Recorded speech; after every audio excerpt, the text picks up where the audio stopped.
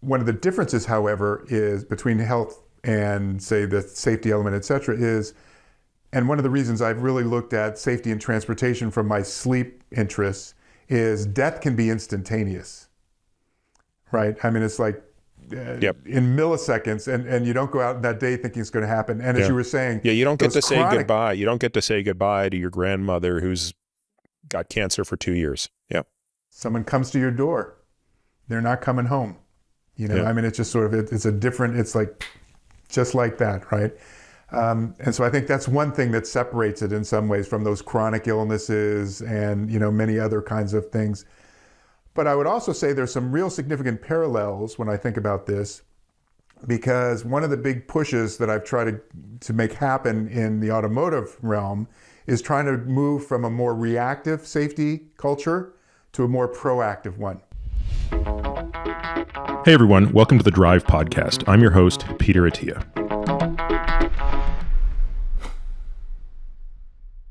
Well, Mark, thank you so much for joining me here today. This is certainly a topic that I don't think gets enough attention given the consequences of it, and it's also a topic that I think maybe people don't necessarily appreciate the frequency of such interactions. And I guess one of the things I'm hoping to understand today is how much of, you know, the nature of what we're going to discuss today is under our control.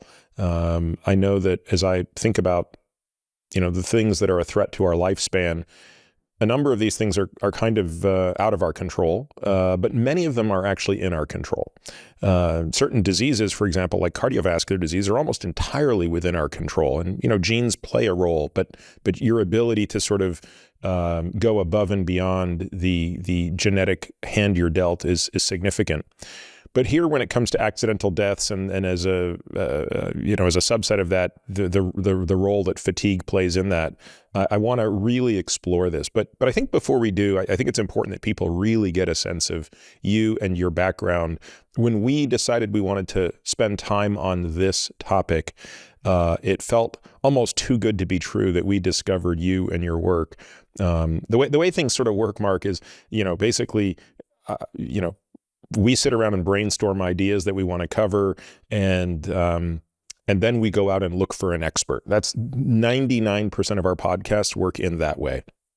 So anyway, it was just great I remember when Nick came to me and said, okay, you know, this is what we found. And I was like, wow, that seems amazing. We're going to really answer a lot of questions I've always had. So, but tell us a little bit about your background, because the first thing that stood out to me was how at a very young age you lost your father. Yeah, let's start there, right? Long time ago, but it still is challenging to talk about, actually. Let me just begin by thanking you for making this topic part of your discussion in your podcast. You already said it. This is so prevalent in everybody's life, just being on the road. Everyone's a pedestrian at some point. We're all in vehicles moving around, and yet we have come to accept the carnage in ways that should just be unacceptable in our society. So without bringing more focus, including what you can control, like what should I be doing to be safer versus things that I can't, just a critical conversation. I really appreciate you taking the time to do this. And I pause for a moment because it actually was not until my Senate confirmation hearing to be administrator of NHTSA that I really talked publicly about this very much. But my father was a San Francisco motorcycle policeman. He was chasing a traffic violator and somebody ran a red, hit him, and he was killed in the line of duty. Actually, just over my shoulder, that's a shadow box with his badge and Purple Heart. He was 30 years old. My brother and I was 3.5. My brother was 2, raised by a single parent. And I'm okay talking about this to start with because it just points out this is personal for me. And I've told people, it's like, I don't wear that as a badge on my shoulder every time we have the conversation. But it is clearly foundational to sort of what has put me on a lifelong path of pursuing safety and how to make people's lives safer. And one of the things I often talk about, I'm sure we'll get to it, is if you want to know how many lives were lost on our roads, make sure you know the exact number, because every one of those numbers is a father or mother or sister or brother or, you know, some relative or one of your your neighbors, etc. Those are real people, and we cannot bring them back. And I think that too often when we start talking about all the statistics, we walk right by the human part of this, and that gets lost. And really, that's where we should always start. Yeah, there's a quote that I'm not remembering exactly, but it speaks to the idea that, 1 million people is a statistic, but, a small number of people is a story. And I agree with that completely. I mean, I think we can get very numb to what those numbers mean. I don't know if you've seen it, but there's a series on Netflix right now that takes a lot of old footage from World War II and basically does some remarkable technology application where it puts it back into color and makes it really remarkable. And so it's a 6-part series on World War II that is, look, I think anybody who's watched it has shared my reaction to it, which is it's stunning. But what's hard to fathom as you go through this is the loss of life. And you hear about, 60 million or 80 million, I don't even remember, people lost their lives globally. Obviously, we're aware of 6 million people being exterminated in concentration camps. And yet I realized as I came to the end of that, I don't even know what that means, because I've never seen 6 million people with my eyes. I've never seen 1 million people with my eyes. So it's very difficult to explain those things. And what I think this series does very well is what you've done, which is you get a few stories.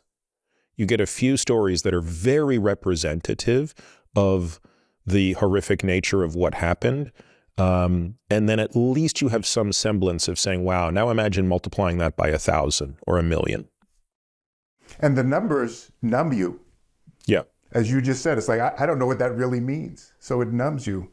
Very often in talks, I would actually start with kind of what we call in the business bent metal. And so, having been at the NTSB, I'll literally take photos from investigations, minus the humans. But it's like, this was, Dawn at 20 years old, and she not only lost her life, but the people in this minivan you see, 4 out of the 5 died. And the only one who didn't was a child in a car. I mean, that makes it real for people. And what you hope is people translate that to, this could be you. Yeah. Or a partner, or your kids, or your neighbor, people that matter. And there's this huge gap between those numbers you're talking about, which most people have no concept, and the fact that when somebody actually in your circle loses their life in some kind of crash, that makes it very personal. And again, you can't bring them back. There's no coming back from that. Well, I definitely want to get into these statistics, both in terms of, people in cars, people as pedestrians, cyclists, et cetera. But before we do, I do want to kind of come back a little bit to your story, because I want people to kind of understand your training and how you found out, how what took you to Yale, you did your PhD there, what you studied, and how that ultimately kind of led to what you're doing now. So tell us as much or as little as you think is necessary for listeners to kind of get a sense of the trajectory you've taken to where you are today. I'll give you the arc, and it's more of a zigzag. Whatever you want to go in depth, let me know, because as always, there are interesting stories along the way. I'm trained as a scientist. I was actually a pre-med at Stanford and had the incredibly good fortune to take a course called Sleep and Dreams when I was a sophomore. And it was taught by William Dement, MD, PhD, a professor in the medical school. And Dr. Dement was part of the team that discovered REM sleep. And some believe he was actually the guy who coined the term REM sleep. And as you know, even though we all as a human race have been, sleeping since crawling out of primordial slime, we only knew about non-REM and REM in the mid-50s.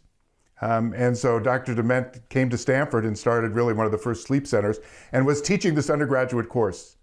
And it was just fascinating. He was this passionate, charismatic professor who was engaging. And here's this medical school professor teaching an undergraduate course, which, by the way, at the time, the 2 most popular courses were Sleep and Dreams and Human Sex. Another medical school professor, it's kind of like, for undergraduates, what else is there? It was just fascinating. But what was really brilliant about what Bill did is he actually offered a couple courses. You could take a course and become a TA for Sleep and Dreams, or you could take another course and learn where to put electrodes and how to score sleep and actually get involved in research. So the summer of my sophomore year, rising junior, I actually got signed up to be a research assistant, staying up all night in a laboratory. Okay, so think about it. That as an undergraduate was an incredible experience. You'll decide if we talk about this later, but everything got canceled that summer except one project, which was studying the effects of the waterbed surface on sleep. It was the 70s, and I actually met my wife during that study. It's worked out quite nicely. But it was a way to get involved in research as an undergraduate that you don't usually get the opportunity. So that kind of changed everything. And frankly, when I graduated, Dr. Dement made an offer for me to stay and run research projects. And the reason I bring that up is because if you knew where the electrodes went, and this is a K complex, a sleep spindle, here's how you score sleep, you could run projects. And so I did that for a few years, and I tell people that was like doing a postdoc before going to graduate school. My direct supervisor was Dr. Dement. Okay, so I did 3 years of doing, and that's why when I was ready, I actually applied to medical school, but changed because at the time there was no sleep specialty. There was no sleep medicine fellowship. There was no training in any of that. Dr. Dement was pushing to make that real. And so I decided, if I wanted to spend a career looking at sleep, it was go get a PhD. And so as you mentioned, I ended up at Yale, great academic research program, but could also get clinical training. So if I wanted to deal with humans and projects and stuff, I could get my training in clinical psychology, but still do research. The interesting spin actually after that is, and I appreciate the chance to talk a little more about this than just dates. But when I was finishing my PhD, somebody I knew from Stanford, Mary Carskadden, who had been at Stanford, and she and Bill actually created what is now the gold standard for objectively measuring sleepiness, called the multiple sleep latency test. Nobody ever thought Mary would leave Stanford, and she was about to start a new position at the Brown Medical School, as an assistant professor there. She had one technician ready to go, and she called me up and said, "Mark, would you like to come and do a postdoc?" So there were 3 of us getting her program started at Brown. It was an incredible experience. The plan was to stay, go on the faculty, etc. And instead, I ended up going back and working for Bill, running a human research program for a while. So, I'm hardcore academic sleep. But part of my job was to get new projects going. And so I got engaged with NASA Ames Group, which is one of the NASA facilities out here in Mountain View, California. And they were doing fatigue jet lag research, but didn't have many actual sleep people helping them do that. Some chronobiology, circadian people. But it was fascinating because they were doing a study that required recording EEG in a cockpit. And they weren't really sure how to do that. So part of my job was to actually help them problem solve that so we could record pilots' brain and eye movement activity in an ongoing way during flights. Fascinating. And I mention that because that was a transition really out of the very specific academic kind of environment to NASA. And so I ended up being recruited to work there and directed the program at the NASA Ames Fatigue Countermeasures program for 7 years. And it was fantastic. And I think it emphasizes what has become sort of for me, again, not just personal, but a clear focus of my career. And that is the application of the science into real world application. And so that's really been a force for me throughout my career, hence the safety emphasis. Great sleep science, circadian, but how do you use that to help people every day? Whether that's driving a car or flying a space shuttle, what do you do to make that better? I did that for 7 years, actually ended up, that was commercial and military pilots, astronauts, controllers at Johnson Space Center, etc. Fantastic, incredible work. Love to talk about that too, I hope. And then I started my own company, which broadened it from aerospace to basically everybody. So when I had my own company, we worked with folks in all modes of transportation, basically all over the world in healthcare, energy, military operations, you name it, was fantastic. The next part that was so interesting, part of the ZAG, was I had the opportunity to become a board member at the National Transportation Safety Board. So there are 5 members that are there. These are the kind of positions where they call you. You don't actually submit a resume. I had done some work at NASA, helping them identify fatigue in a DC-8 crash in Guantanamo Bay, before anybody knew that there's a naval air station there, a DC-8 crash. And the NASA group, we helped them at the NTSB define the methodology to investigate fatigue. And they ended up identifying fatigue as the probable cause in that particular crash. And that has kind of become the methodology that they use. So, 10 years later, it was amazing to basically get a phone call and say, would you like to be considered for a board member position? So I was a board member at the NTSB for 5 years, launched on 7 crashes and sat through about 50 investigations that we voted on. And I was ready to stay for a second 5-year term when I got a call to become the head of NHTSA, which is the National Highway Traffic Safety Administration. And that's the administrator of the organization within the Department of Transportation that is responsible for all car and vehicle safety, regulation, and enforcement. And I was there for just a couple of years because that one is tied to the president, basically. Unbelievable experience. Again, if you think about what we just talked about, which is how do you take the science and data and actually apply it to make things safer, better, was an incredible experience there. And when I left Washington, I actually came back and worked as the Chief Safety Innovation Officer at an autonomous vehicle company, which is like a way at the other end of the continuum that's been fascinating as well. Yeah, it's interesting because there's this marriage between two things that you're talking about, right? Which is one could have stayed entirely within the world of sleep and done obviously very interesting work. And you are fortunate to have been at Stanford, which in many ways certainly was the epicenter of sleep research, at least in the US and potentially in the world. And then you've also got this interest in safety and crashes, right? Obviously the NSTB. I think, we're going to talk about both of these things today. I think I'd like to just start probably on the automotive safety side of things. And I think what will come out of that is the role that fatigue plays. And then we can certainly talk about that. I said earlier, we're going to kind of put some statistics out there.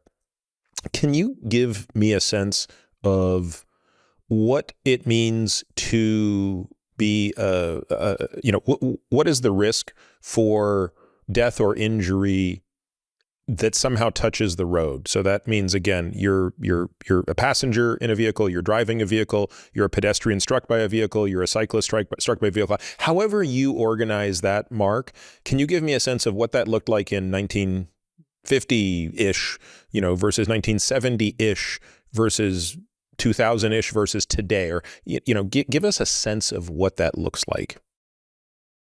Let's start with the final numbers from 2021, which is the last year we actually have complete data. 42,929 people lost their lives on our roadways. And you were just saying, it says drivers. Gee, say that again. How big? 42,929 people in 2020. That is 118 people every single day. And good for you. It's like, give me that number again. This is what I was telling you. It's like, you should know the exact number because those are people, individuals. We can't bring them back. That's 118 every day. And a lot of times people often, it's like, so how come I don't hear more about this? Or why aren't we, like the pandemic meant it was all hands on deck. Let's go get this. Like, how can we put up with this? When you think about it, these happen geographically separated. So these are happening all over the country, right? And very often it could be an individual in one of those vehicles. So it may affect your family or your community, but very often most of these go, unreported in the general media or visibility for our society. 118 lives every single day. Just to put it in context, along with that, we have about 2.5 million injuries, which are everything from slight to very serious life-changing injuries. And those are in the context of 6+ million crashes every single year. And I won't go into this in any depth, but just to put it on a global scale, it's about 1.4 million people globally every year. And that's about 3,700 people every single day. But we're going to focus just on the United States. And I think your question is really important because we know over the years, things have come down, very significantly with all kinds of different things I'm sure that we're going to talk about. But it used to be like literally 100 years ago in 1923, it used to be about 18.5 deaths per 100 million miles. Now we're down to about 1.5. So we often talk about vehicle miles traveled or VMT, and that's important just because of the number of miles driven and the number of people that are out there doing. There's a lot of different ways to cut this. And by the way, I'm sure we'll go into some detail, but at NHTSA.gov, NHTSA.gov. NHTSA keeps all kinds of data on this. You can look up any year you want, and it's segmented by ages and geography, states. It's like the level of detail is unbelievable what's out there. I will just comment that for a lot of people, when they look at the data, the reason I cite 21, it's the last year that we have actual final data. So we can talk about what we know from 2023, but those are estimates just done on a quarterly basis. Yeah. Okay. And I'm sure we'll talk about it, but we get those and they adjust up and down a bit, but it's the big numbers that really matter. There are two things that just jump out at me when you rattle off those stats, Mark. The first is, I'm just doing really quick math in my head, both on the global count and on the U.S. count. And this is approximately 1/10 the mortality for cancer. In the U.S., it's a little bit better than 1/10, but globally, it's actually slightly worse than 1/10. That's incredible. It might also say that in the U.S., we are probably safer on average than globally on a individual basis. So not sure if that's true, but that would be my first thought. The second thing that just kind of jumps out at me when you talk about this is something I remember, somebody saying once that I think is absolutely true. If you read about a death in the newspaper, it's because the manner in which it happened was so unexpected or is somehow so horrific to us. And that's why you don't read about people having heart attacks. I mean, let's not lose sight of the fact that that's the leading cause of death. And that occurs 20 times more frequently than what we're talking about. And I don't know the last time I read about somebody having a heart attack for the sake of having a heart attack and dying. It's if it's somebody famous or whatever. So common things just generally don't get reported on. And I think sadly, that's probably why we are a little bit numb to what's going on here, even though I would argue that there's a difference, which is we see, as those of us who are driving by and see this carnage are kind of left a bit visibly shaken by it. And I find it difficult to get information. I'll give you one example. I live in Texas, and we have big roads out here that are big and fast, and I think a lot of them are not necessarily set up as the safest roads. And there's a particular road near where we live where I believe there's probably a fatal accident on this road 3 or 4 times a year. And yet, even after it happens, I'll go and do a quick search to see if I can get more information, and it's not readily available. It's not entirely obvious what just happened. So if that's happening under my nose where I'm seeing the accident or, seeing the aftermath of it within 25 minutes or something, I can completely appreciate why most of these deaths go unnoticed by all those except for the people directly impacted by the relationship. That's the numbness. They're off the radar. They're not visible, even locally, to many people. So That's why I often cite NTSB statistics or experiences, because those are usually, not necessarily a mass casualty, but there's usually a lot of people involved. There have to be fatalities. And they're very visible, as you mentioned. Very often it's because they're visible to the entire country, and they get invested. It takes a year, 18 months to investigate those, et cetera. But as you're pointing out, if it's not in the local police blotter that it happened, there's almost never follow-up that actually says, oh, by the way, what we reported on last month, here's what actually happened there. Okay. And I just mentioned that because I tell you, from the NTSB, when you investigate these, it's always a chain of events. It's never just one thing. And it takes a while to figure that out. And just to be clear, a lot of that sometimes is just the local resources. Just to be clear, in the last few years, traffic enforcement resources at local police departments have gone down. So as you were just saying, they may go and run to the scene, right, when they've got to help people in that emergency situation, but the ongoing investigation may be checking a box on a form. And then so it stays below the radar for most people, unless you're in the circle that person touches your life. Yeah, and I struggle with this a lot, Mark, because I feel like there's this enormous missed opportunity. So I look at an intersection that's no more than 3 miles from our house. We've only lived here we haven't lived here for 4 years. I have already seen 3 fatal accidents at that intersection in 4 years. Now, I can't find any really good information about the chain of events and what happened. I have some sense a little bit, but to me, it's like, why is that? Why aren't there 4-minute videos being made that explain every one of these as here's what not to do. Here are the warning signs. At this time of day, when the light is this way, this is a very easy mistake to make. And the other thing we don't really have a sense of, Mark, is the near misses. Right? You know, if 3 accidents have resulted in fatalities, and by the way, I'm not saying 3 people have died. I'm seeing 3 fatal accidents. It's probably, 6 or 7 people have died there in 3 years. But I mean, you can tell me, Mark, but what would be your guess as to how many accidents have occurred there or near misses occurred there that could have resulted in fatalities? Do you have a sense of how you could even estimate that? You could. And just 2 things about this. One, you're describing in what we call in human factors that sort of safety pyramid. Yeah. Crashes are at the top. Near misses are right underneath that, but a bigger layer. And the layer underneath that are errors. And This is why a lot of people, where you see proactive safety in aviation, they do a lot of work trying to capture those errors, knowing that they lead to near misses. And when near misses get more visible, you see the panic in aviation right now because they're seeing more critical near miss incidents because those are the precursors to the crashes that occur, right? Yes. And so I think, to your point, so you could calculate that. And I got to tell you, make a list, because out of this conversation, there's some concrete things that either you or I need to pursue. And well, the one you just mentioned is we got to make these more visible. Rather than just the family and community feeling it, it's your point, which is even in a 4-minute video, you could capture what happened and what was learned from that. And that could be enough for people to say, okay, I got to pay attention to that because I go through that intersection every day, twice. Yeah, exactly. Four times a day, I am driving through that place that is the Bermuda Triangle of death.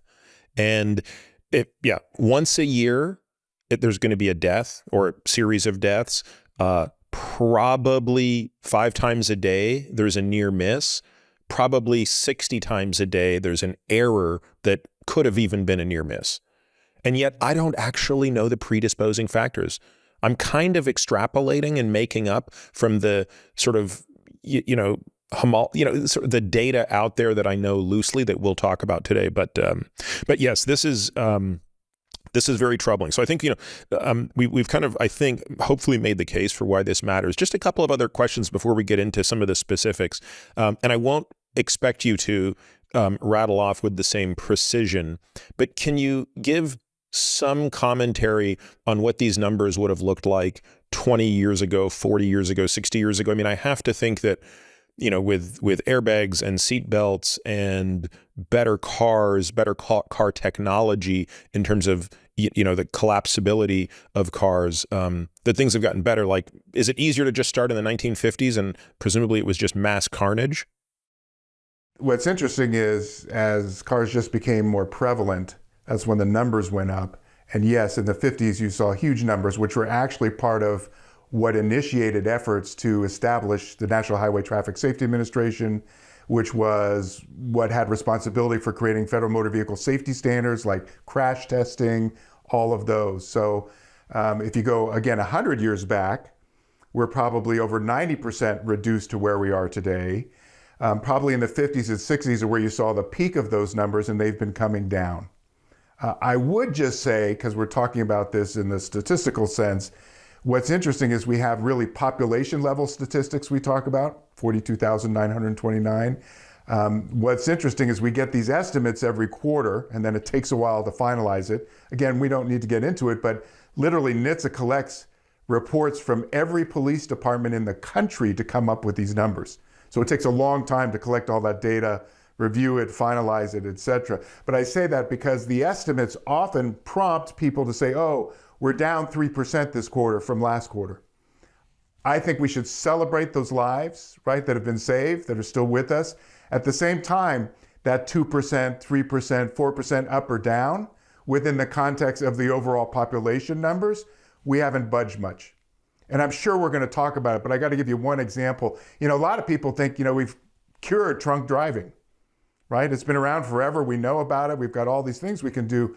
When you look at the 42,929, the top 3 causes in there, impaired driving related to drunk driving. That has stayed about 30% for 20 years. So 30% of the lives lost are due to that for about 20 years. So the absolute number has come down, but the percentage has stayed about the same for 20 years. And then again, on that list, right below that is speeding. And now we've got number 3, that's distraction. And I'm sure we'll be talking about all of those. But again, I think, to your point, it's both the large population numbers. 50s, we started seeing that peak. Now, again, it's down to about 1.5, per 100 million miles that we see. But I do warn people is, again, when you start looking at just the quarterly to quarterly estimate up or down by 1 or 2%, that will belie what is actually the larger population, things that aren't changing dramatically enough if we're ever going to actually say get to 0 deaths on our roadways. And Mark, you mentioned that alcohol contributed to about 30% of those fatalities. What is the contribution of speed and distraction approximately? So speed's over 20%. I want to say somewhere between 20 and 25%. Distraction is very difficult, right? Yeah. I mean, it's just like, but I just actually called a friend of mine there's this guy, Larry Blinko, who's a great statistician in NHTSA. He's starting to think it could actually be up to 30%. Okay. And part of it, you got to realize these are not individual numbers, right? Yep. So somebody drinking could be on their phone. They could be going too fast. Somebody who's on their phone could be going, right? It's like they all mix and match, but they're pretty big numbers. So it's at least a third, which again takes you into like 33, 35% range for the alcohol impaired region. Speeding's in again, 20 to 25% probably. And the distraction used to be considered somewhere in the 12%. But I think Larry's new data is going to suggest it's probably much higher, maybe close to a third with some of them. And especially if we talk about it, distraction is more than just your phone that people do in their vehicle. So when you look at all of it, just like impairment is more than alcohol now.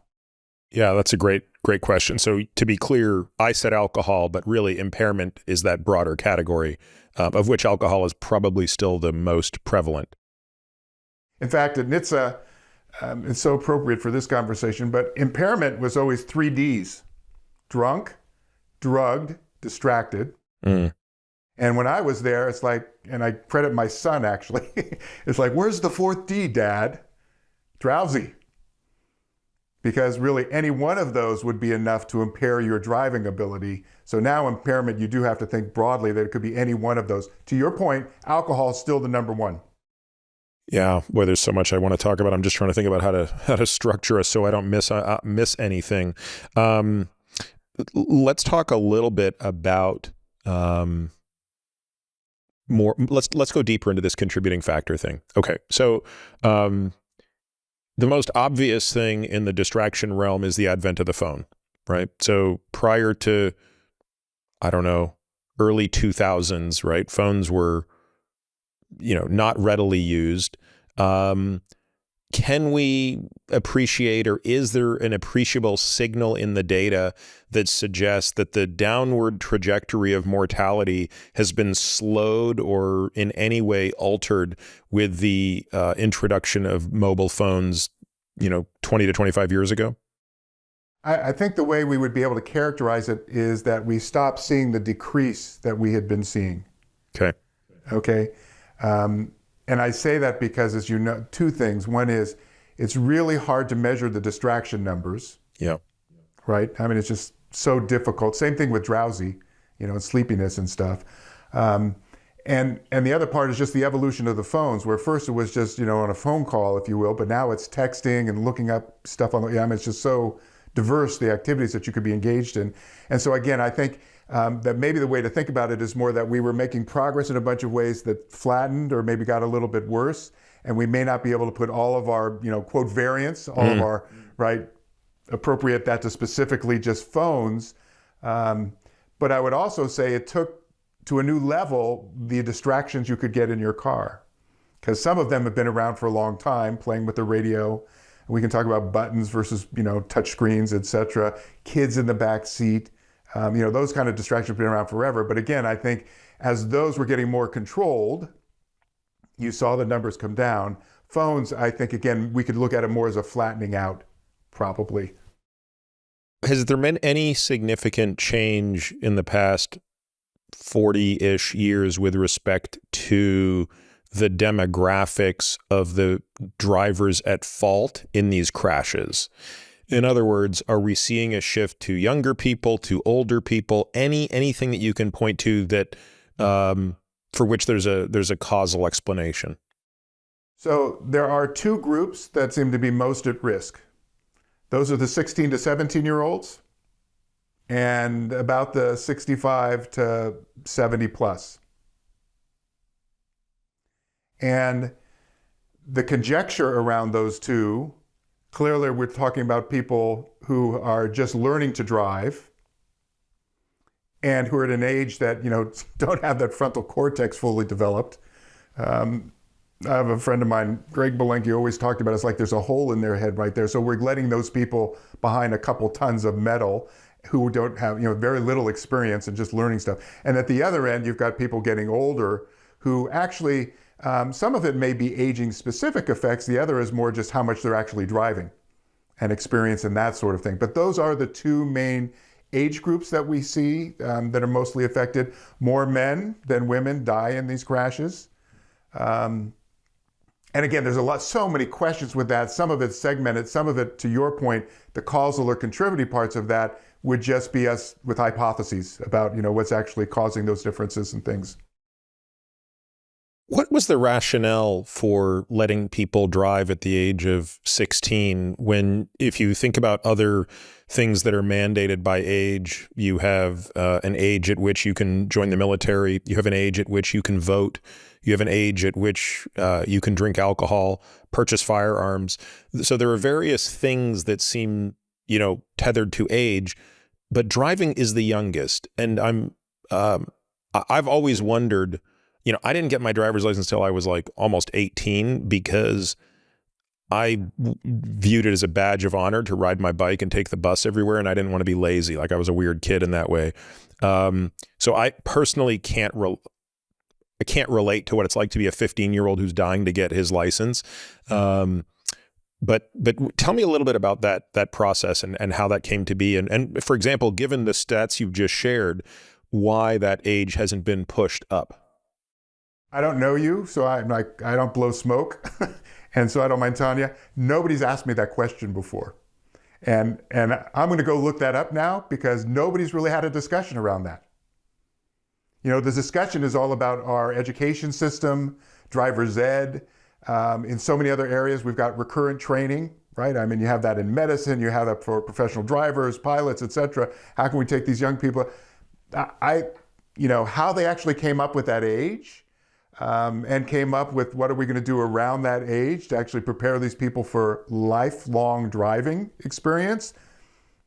I'm going to go look that one up. I don't know. That's the first time somebody's actually asked me that, but it's fascinating because I would also say part of your point is we've actually not gone back to question whether we need to change that or not.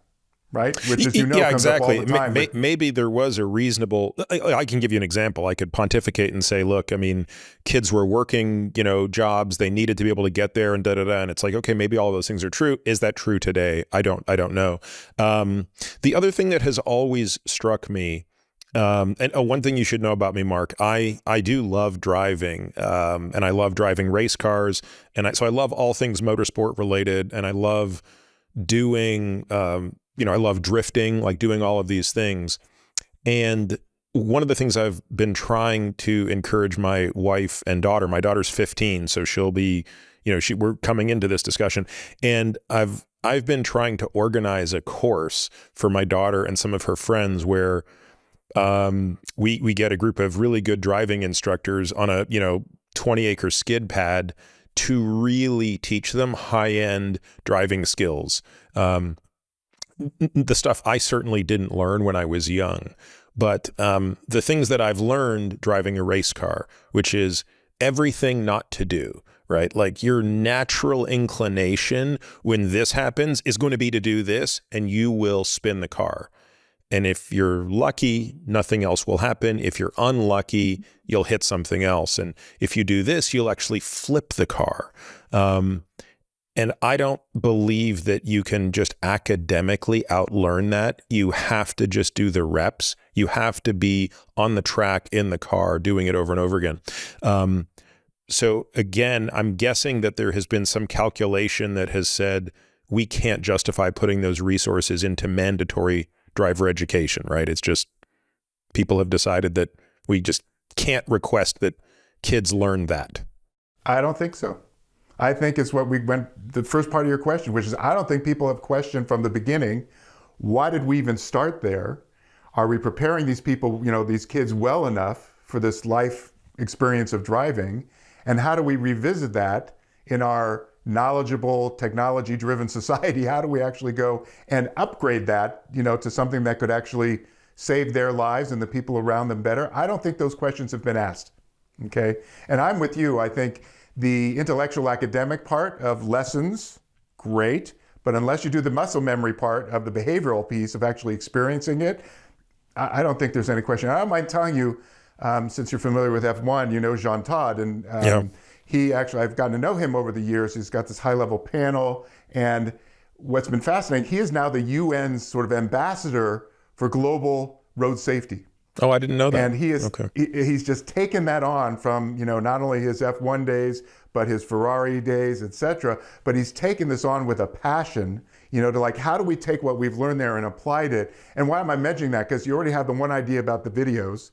This is another one you should write down, because this is one of those investments, right? If we get these kids early, it's a lifelong investment, right? Of the ones who actually learn how to do this and be better at driving than the ones who sit in the course or do it online and never get behind until they actually know where you get behind the wheel to know where the signal is, where your turn signal, that's not really much education.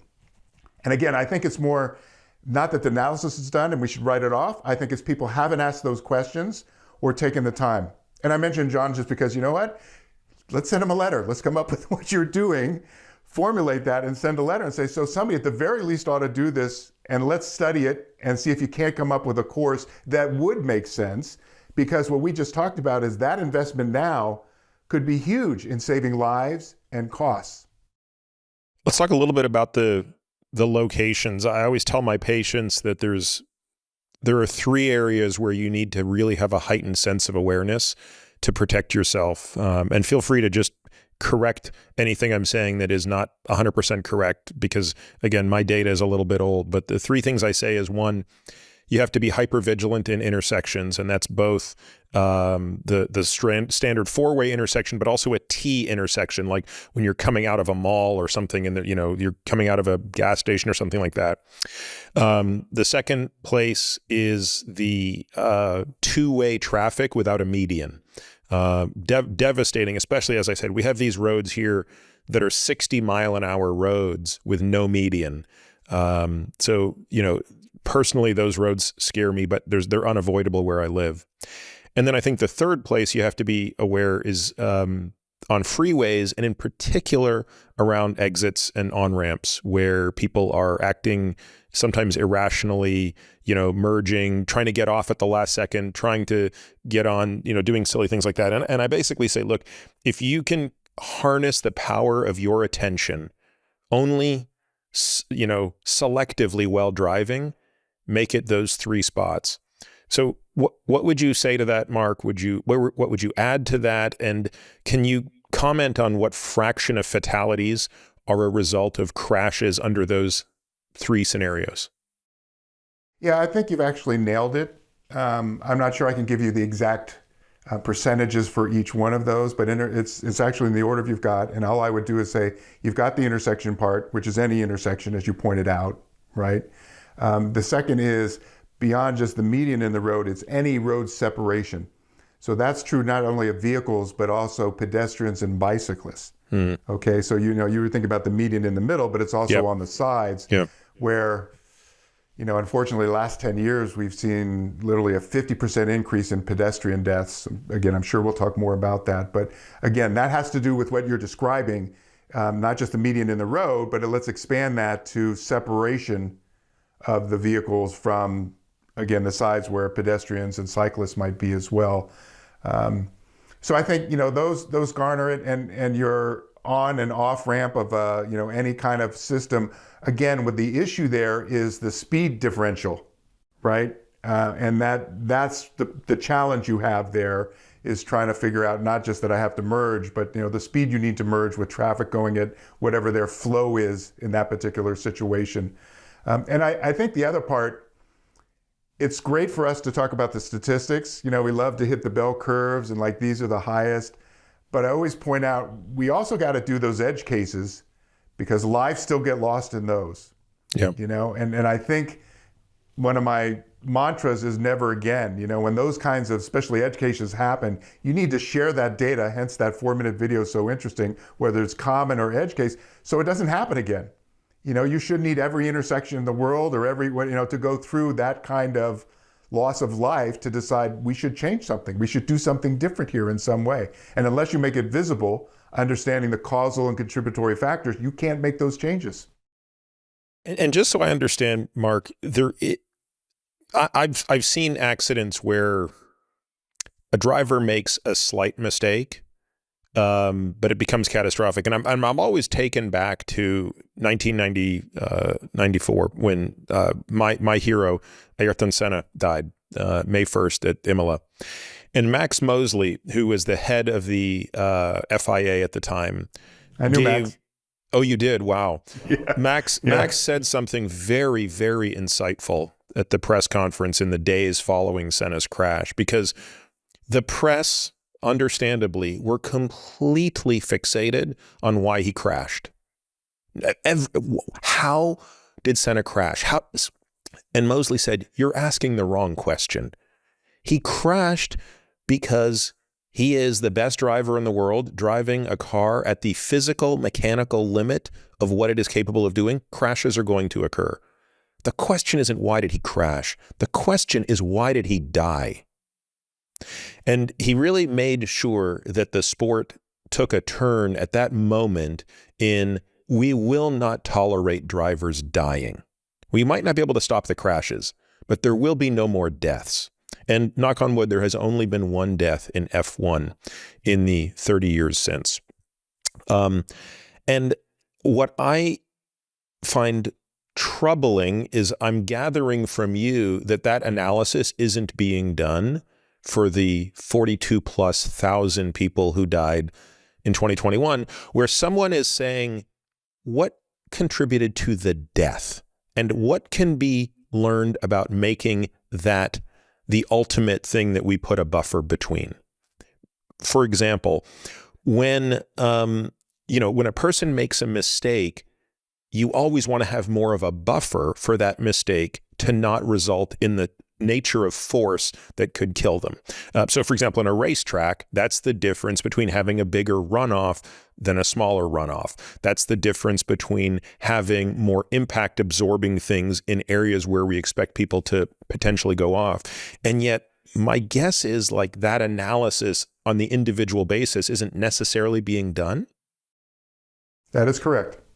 And I think what you do see are the level of analysis, that we can cite, the segmentation, et cetera, that again are at sort of more population level than into the specifics of a particular crash at that particular site with those particular individuals. So, again, I'll cite the NTSB.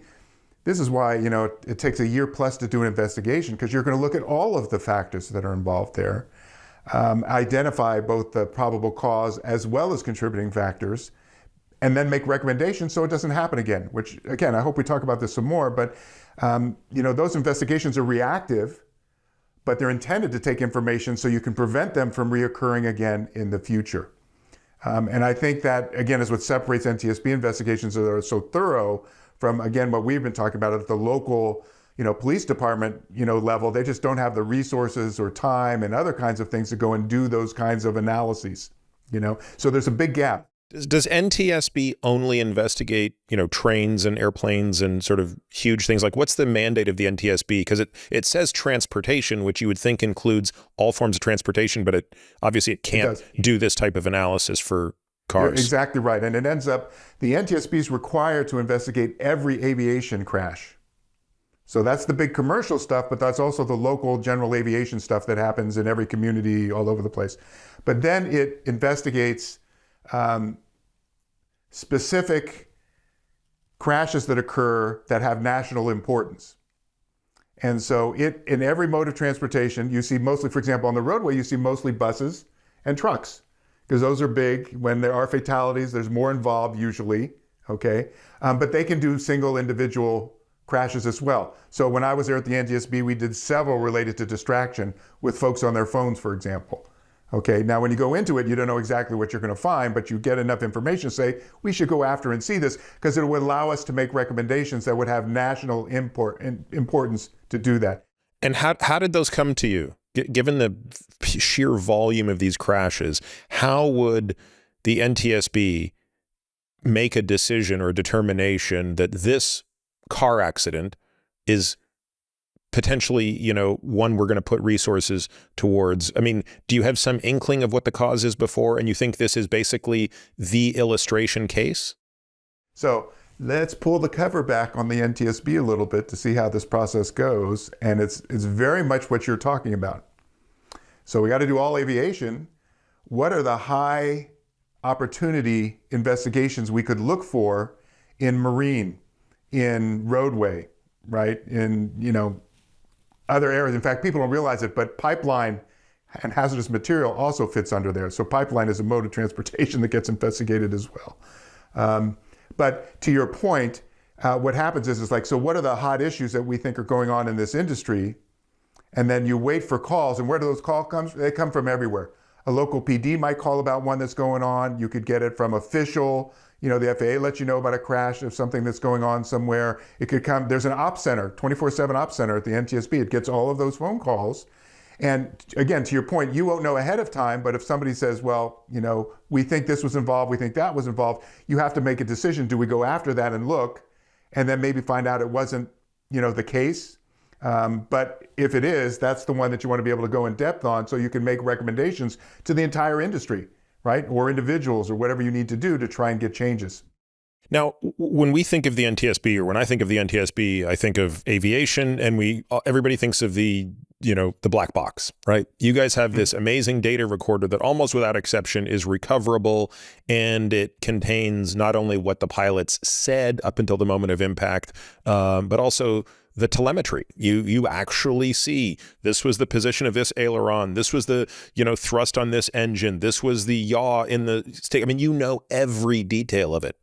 What do cars have in them that allow the NTSB to do that kind of thorough investigation? I mean, I'm a little embarrassed I don't know the answer to this, but I assume the car still contains some sort of a black box for telemetry. I know my racing cars do, but I assume street cars have some of that? Yes. And just to start, those black boxes are actually orange. Yeah, and that's partly for, so you can find them, right? Yeah, Besides all the other beeping that's going on, it's like sometimes you can just spot it that way. And vehicles do have an EDR, electronic data recorder. And there's actually no reason you would even know that, because you don't really have access to it, okay? And what's interesting is most states, another conversation if you choose, but there are some of these things that are controlled at the federal level through NHTSA, Federal Motor Vehicle Standards, and other kinds of regulatory authorities that are there. And many of these things, though, they're actually controlled at the state level. Okay, so that's kind of important about which things are. So EDRs are where there's a basic federal sort of requirement, but to your point, in aviation, there are hundreds, sometimes now the newer ones, thousands of variables that you can get from those recorders. And the EDR in most vehicles, it's the basics. And there's always this tension between the industry about how much data they want to leave out versus those on the investigation side that no, more is better. If we understand, so some of these very recently only recorded like 30 seconds or a minute worth of data, maybe 3 minutes back. And this is a debate even in the aviation ones, in the old days, they used to record over. And so, for those of us who want to say, how long have they been braking hard like that? Or how long have they been at that speed for whatever else? In a vehicle on the road EDR, you may not have a long period of data to track that kind of thing. So it's both the variables that are recorded and the amount of time that it records and that it's available to you post-crash to be able to look at all that and reconstruct what actually happened there. And is that one of the more important data sources you would rely on when the NTSB did indeed come in for auto accidents? Absolutely. That, and of course, you talk to everybody. So witnesses not only in the scene, but you talk to family and other people, work, all of that kind of thing. And like within the fatigue realm, when you look at that, it's literally, if this is a trucker who was on the road, you're looking at literally, where's their hotel motel key? And can you actually see that they got in the room? And then we have to look to see if they were on their cell phone or not. Were they actually sleeping when they need, it's like you go with the electronic pieces you can, and then there's all the other human elements of that you use to try and piece at a minimum the 3 days before the crash. And again, you extend that based on what you're finding to go back, which is why I'll just make one thing. I have a few soapboxes I'm sure we'll touch on. One of the hardest things is people speculating in the first 24, 48 hours of what happened. Because having launched on 7 different investigations, the first one was a Reno air show crash, was air races in here, huge. But what happens is everybody, the media in particular, it's in the first 24, 48 hours, so like, here's what caused that. And then before you know it, it's like already established. And I used to go back, to the DC and say, okay, so how often do we actually see, that first 24, 48 hour speculation end up in the final report? People couldn't really think of many, maybe a little element of it shows up, but the thorough investigation uncovers things you would have never known if you stopped at that first 48 hours.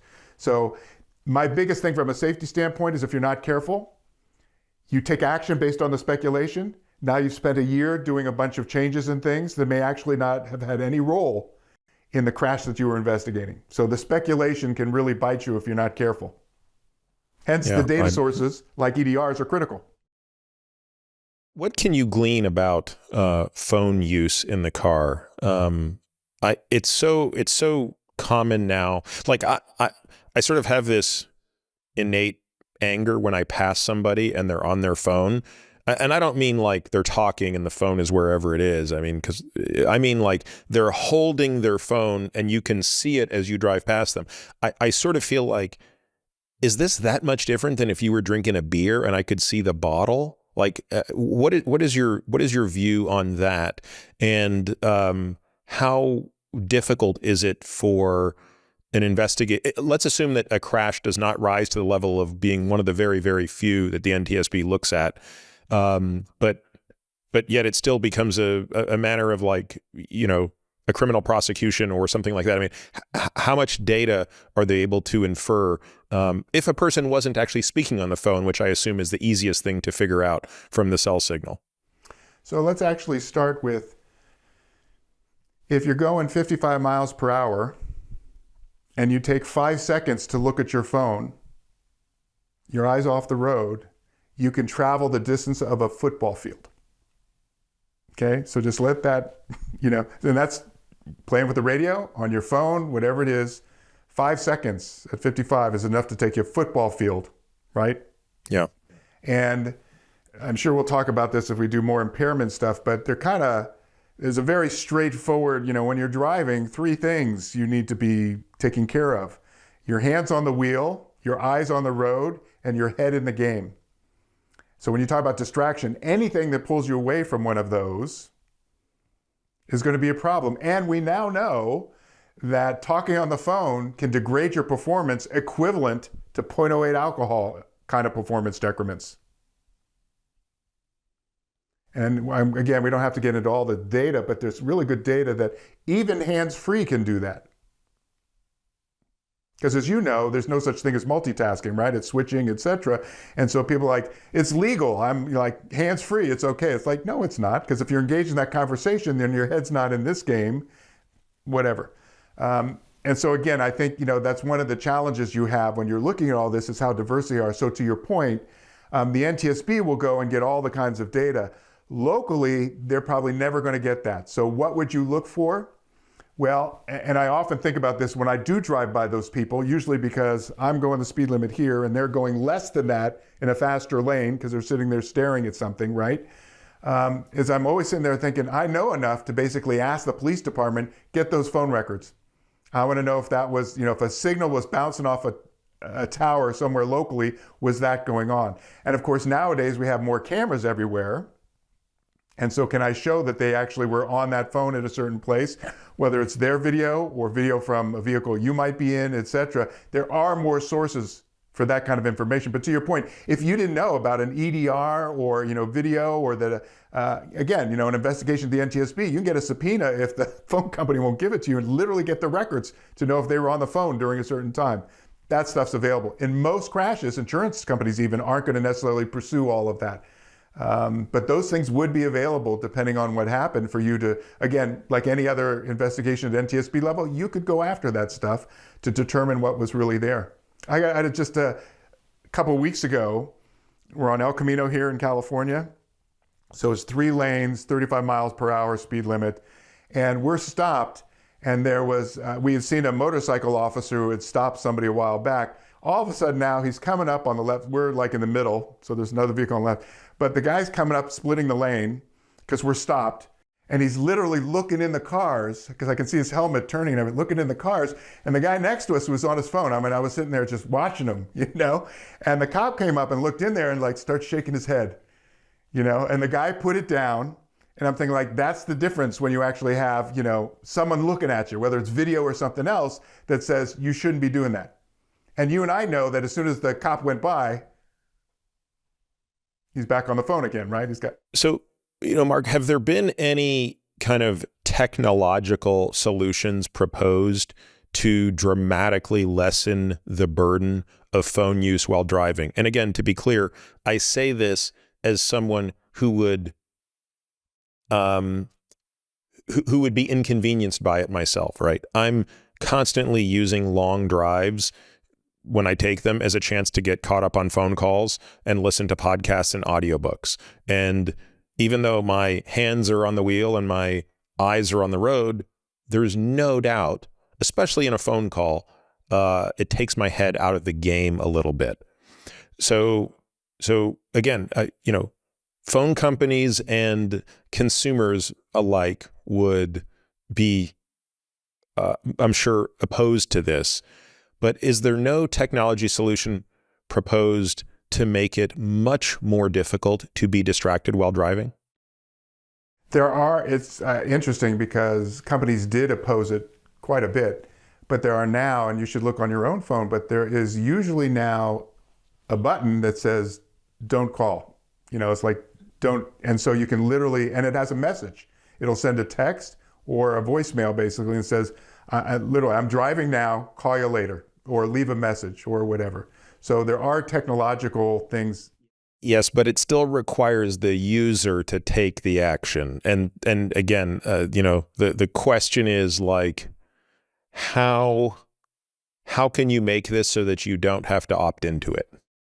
Right.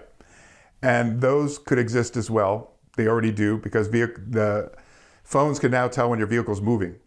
You're right. Right? So accelerometers and other sorts of things do that.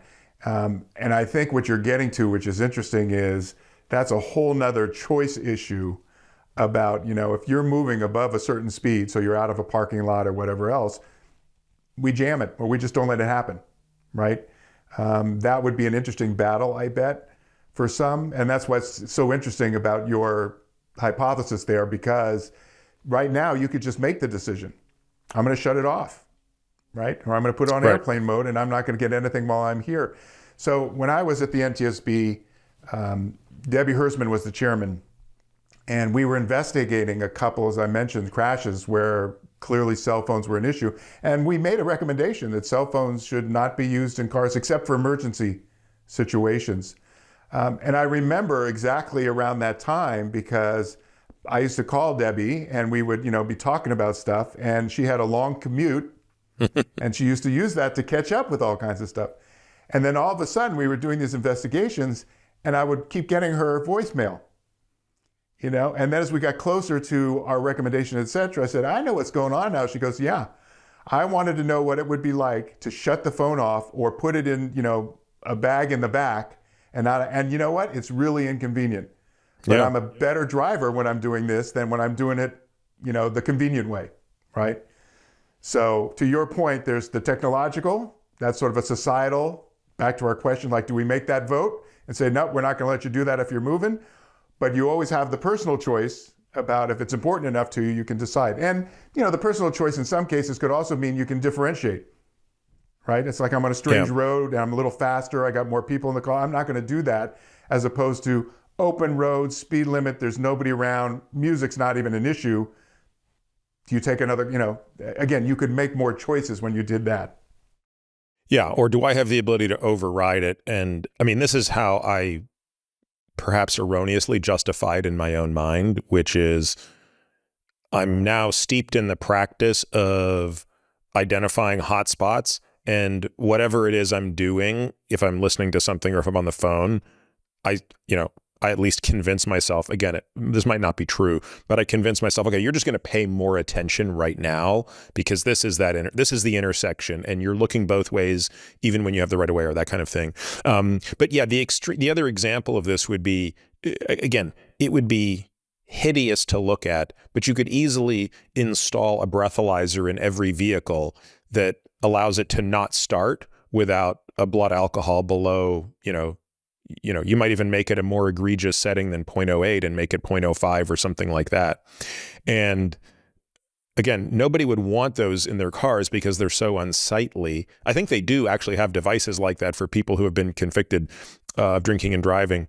But when you just look at the numbers of, people who are, the number of deaths due to intoxication and distraction, it begs the question, right? Like, how much would we be willing to be inconvenienced to save, call it 50 lives a day? Because that's about what you would do. You'd save about 50 lives a day if you took those two things off the table. If people didn't have phones in their cars and they couldn't have alcohol in their system when they drove, that's a pretty good estimate, right? About 50 people per day would be alive. A third of 118, so maybe 40.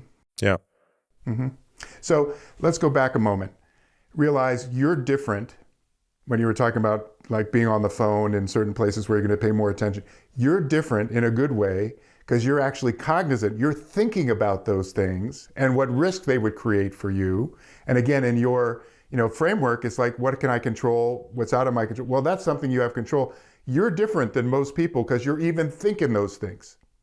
So that actually does make you safer in those situations than someone who isn't even thinking there's an issue with me talking on the phone and playing with my radio. And by the way, I'll do this. It's like that puts you in a different place than those folks. But going to your other, it's not hypothetical anymore. Congress just passed a law that new cars will have to have a technology that can detect whether you're at the 0.08 level or higher. And what's interesting is that technology has actually been in the works. So take it as a model for what you're talking about with phones. But that technology has been in the works for a long time. NHTSA and others, called DADS. It's one of them. And it has a free breath sort of analyzer and also stuff that's in the steering wheel that literally is looking at molecules in the air. And it's what you said, is it won't start if it hits, and it's for everybody. Now, how will it differentiate between someone in the car who's incredibly inebriated and presumably putting particulate matter of ethanol or whatever metabolite is being searched, but the driver, let's assume, is not? Right. I mean, the designated driver, right? I mean, that's why you do that. Yeah. Well, right now it's specific enough and that's why I think the latest has both sensors, the one that's in the wheel as well as the other more general one, and they've done enough research to be able to differentiate those. Okay. Well, just the last thing I'll just say is what's interesting, that's one form of it.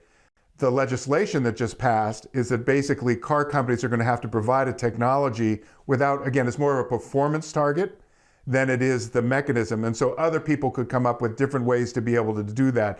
But I mention this because I think you're onto something here, which is it took maybe decades to get this legislation from Congress to say we should have this in every car because of the lives it could save. And part of that was the ongoing debate, sometimes about technical things, more often about what we've started this conversation with, the societal value. If we think it's more important to inconvenience you if you're drunk than it is to allow you to kill someone else on the roadway. When did drunk driving fall out of favor. Like I get the sense that there was a day in which driving drunk was a normal thing to do. Like nobody cared that you had a drink and got in your car. Clearly that's not the case today. Despite the fact that the numbers are still as high as they are. Was there a particular moment in time in which an accident changed all of that? Or was it just a general sense of awareness? And I will apologize to them, but it really was about MAD, Mothers Against Drunk Drivers. And the woman who started it lost a child in a drunk driving crash. And this is what, in the 80s? And that's why I'm kind of applying, because I think it was late 70s, early 80s. But they really are the first ones to have a, quote, victim group, that said this should not be allowable anymore. And so I would say it wasn't so much an individual crash, but they put faces to a set of crashes and a cause. And took it like to the State House, to Congress. It's like, we cannot let this happen anymore. And people don't know this, but MAD actually provides counseling services and all kinds of other things that they do. But they really are the model of, again, a victim group that said, we need this issue in front of our society. It's not okay. And so they're the ones to get, 0.08 and all. Again, see, that's one of the things. Every state has to vote for what the BAC, blood alcohol level has to be. And so everyone's different. But they're the ones, who pushed. It used to be higher and then finally got to 0.08. They're the ones who basically are the ones who pushed especially hard. Others did as well, but they were right out there in the front for this new legislation regarding the technology. And they're the ones who will make sure that the pressure stays on to see the technology actually integrated within vehicles coming. So I think that's an example of what you're talking about. It could be a crash, high visibility, maybe a celebrity. What do we do about this? Or it can be, this new model that was created with MAD, which we see in other arenas as well. Yeah, I always find that the individual cases do more. You're probably familiar with the case of Libby Zion. Just for folks listening, so Libby Zion was a woman admitted to a hospital in New York. I can't even remember if it was Presbyterian or I think it was Mount Zion. Was it Mount Zion? Yeah, you're right. It was Mount Sinai. So, yeah. And she was admitted to the ER. A resident who technically probably wasn't even qualified to make a decision that was being made about her care made a decision to give her I don't even remember the details, gave her a medication while she was already on an MAOI, and it resulted in her death. And even though I don't really think this was just about fatigue, I think it was more about resident supervision, it became the linchpin case that her father basically took against the medical community about resident work hours. And I don't know, it might have taken 15 years from her death until the changes that were imposed on resident work hours, which was kind of at the end of my training period. But again, it all came back to this woman's death, right? It wasn't about the million other insane stories that resulted from, medical residents being exhausted. So I guess I bring all of this up to say, Mark, have we had that moment yet with distracted driving? Right? Do we have the equivalent of Mothers Against Drunk Driving, or do we have the equivalent of Libby Zion's death where, because I have my story, right? So my story is, I used to work with a guy named Nick Venuto. And Nick and I sat opposite each other in our offices. And Nick was a really, really amazing guy. We always say this, right? But truly an amazing guy. A remarkable cyclist, and but he was so committed to his family that he used his long commute on his bike to do the bulk of his training, so that he didn't have to do any cycling during the week and he could just do his main training on the weekends. He had just won one of the most remarkable time trials in Austin, which was the Mount Palomar climb, which is an epic climb, one of the hardest climbs in the United States. Anyway, it was a Tuesday afternoon in May of, I want to say 2010, 2011. We were both just leaving the office together, and I was going to drive home to get on my bike to then ride to where I did my intervals that day, and he was riding home. And I remember thinking there were two places I could go and ride that day. One was up Torrey Pines, and the other was on the bike path of 56, which was a bike path that ran along a freeway. And that was the road that he always took home. And I was like, maybe I go ride that way and I'll ride out one way with him. I ultimately ended up deciding to go up Torrey Pines that day. That day when he was driving home, a woman in an SUV in the right-hand lane, which is the lane adjacent to the bike path, where there's a hill that you have to go up. It's about a 12-foot hill at about 40 degrees with a fence, was on her phone. And I think what happened is the car in front of her stopped and she drove up the hill through the fence, hit and killed Nick on a path that I rode on most days. And I mean, I spent the next 2 years so goddamn angry that I wanted to start carrying a gun when I rode my bike to shoot any motorist that got anywhere near me. I mean, that's how pissed I was. And I thought to myself, how many times does this happen? Like, this is one guy that I just happened to know who died, but this is happening constantly. And why are people not more irate? Why is something not being done about this? And so I guess forgive my long story, but like, is there a movement around these victims of, and it's not just the cyclists and pedestrians, it's other drivers who are victims of the distracted driver. And by the way, I want to say one more thing. I am a distracted driver sometimes. I could easily have been that woman. There are times when cars in front of me are stopping and I haven't caught it until the last second. And just because it hasn't resulted in an accident, I don't know that it makes me morally any better than that woman. Well, it's personal for you too then. Just Very as we much started. So.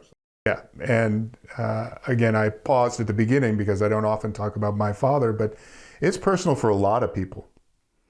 But I think what's interesting is the stories actually aren't told enough. That's what we're talking about, MAD. They told the stories. This should stop. We have not reached the societal unacceptability, the societal outrage that you just portrayed at the level of, we just got to stop it. Okay. And that's why I say MAD helped bring the visibility, but the legislation for technology in the vehicle just got passed. It's not even in the cars yet, right? I mean, it's still got to figure out how to do that part. So you asked it earlier, we could do the same thing with distraction. Okay. And I think good and bad. The good part is people are asking questions like what you just did. You know, how do we take this to the next step? We have models, alcohol impaired driving. We have ways to go after this and even do better with technology and things, et cetera. How do we do that in the realm of distraction? And you've also identified why it's so hard. The bad part is even us really people who are trying to be really good at what, trying to save lives and do the right thing, it's hard. There's still some things where we make choices, even knowing choices like that's not really the best thing to do here, right? And that's a challenge, which is even, really good folks who know what's going on. I have friends of mine in the police department, and it's kind of like, I want to make sure I see every one of those police cars stop at the stop sign. No rolling, no, it's like because you're the model for others, it's okay. Watching that motorcycle get, nod his head at the guy who was on his phone, et cetera. It's like, we need all the available mechanism strategies we have to change many of these things. And what you're getting to is there are so many of them. We can look at the top 3, right? But that doesn't necessarily get rid of all of them. Okay. But I think to your point, and a lot of what you focus on, in these conversations is, so what are the things that are under your control though? So for you, if that means watching a little bit more about when you're on those calls and how you're paying attention to them, hands on or hands off, et cetera. And that's why you're already different because you're already thinking about where those danger zones are. Okay. Someone who doesn't even think about that is at a higher risk. Okay. And as we talked about it, this is risk management. That's the part, what's under your control, what's not. It's risk management. And what you choose to actually try and control and take care of, others that will still put you at risk in certain situations. Yeah, one of the things I've often wondered, Mark, is there any research into the lives of those who kill other people on the road and how their lives are forever impacted? Because, I have to be honest with you, I think until right now, as I'm telling the story, I've never once given a thought to that woman who killed Nick. Truthfully, I've hated her guts, but I don't know that that's fair. And I don't know anything about her life today. I don't know how often she thinks about Nick. I don't know what she lives with. But my impression is that there are two deaths at every death. And that a part of the person who killed this person is at risk. And this is a very different type of homicide, right? This is not like, this is not first degree murder, right? This is involuntary vehicular manslaughter. And nobody wakes up thinking they want to kill someone today in their car. Yep.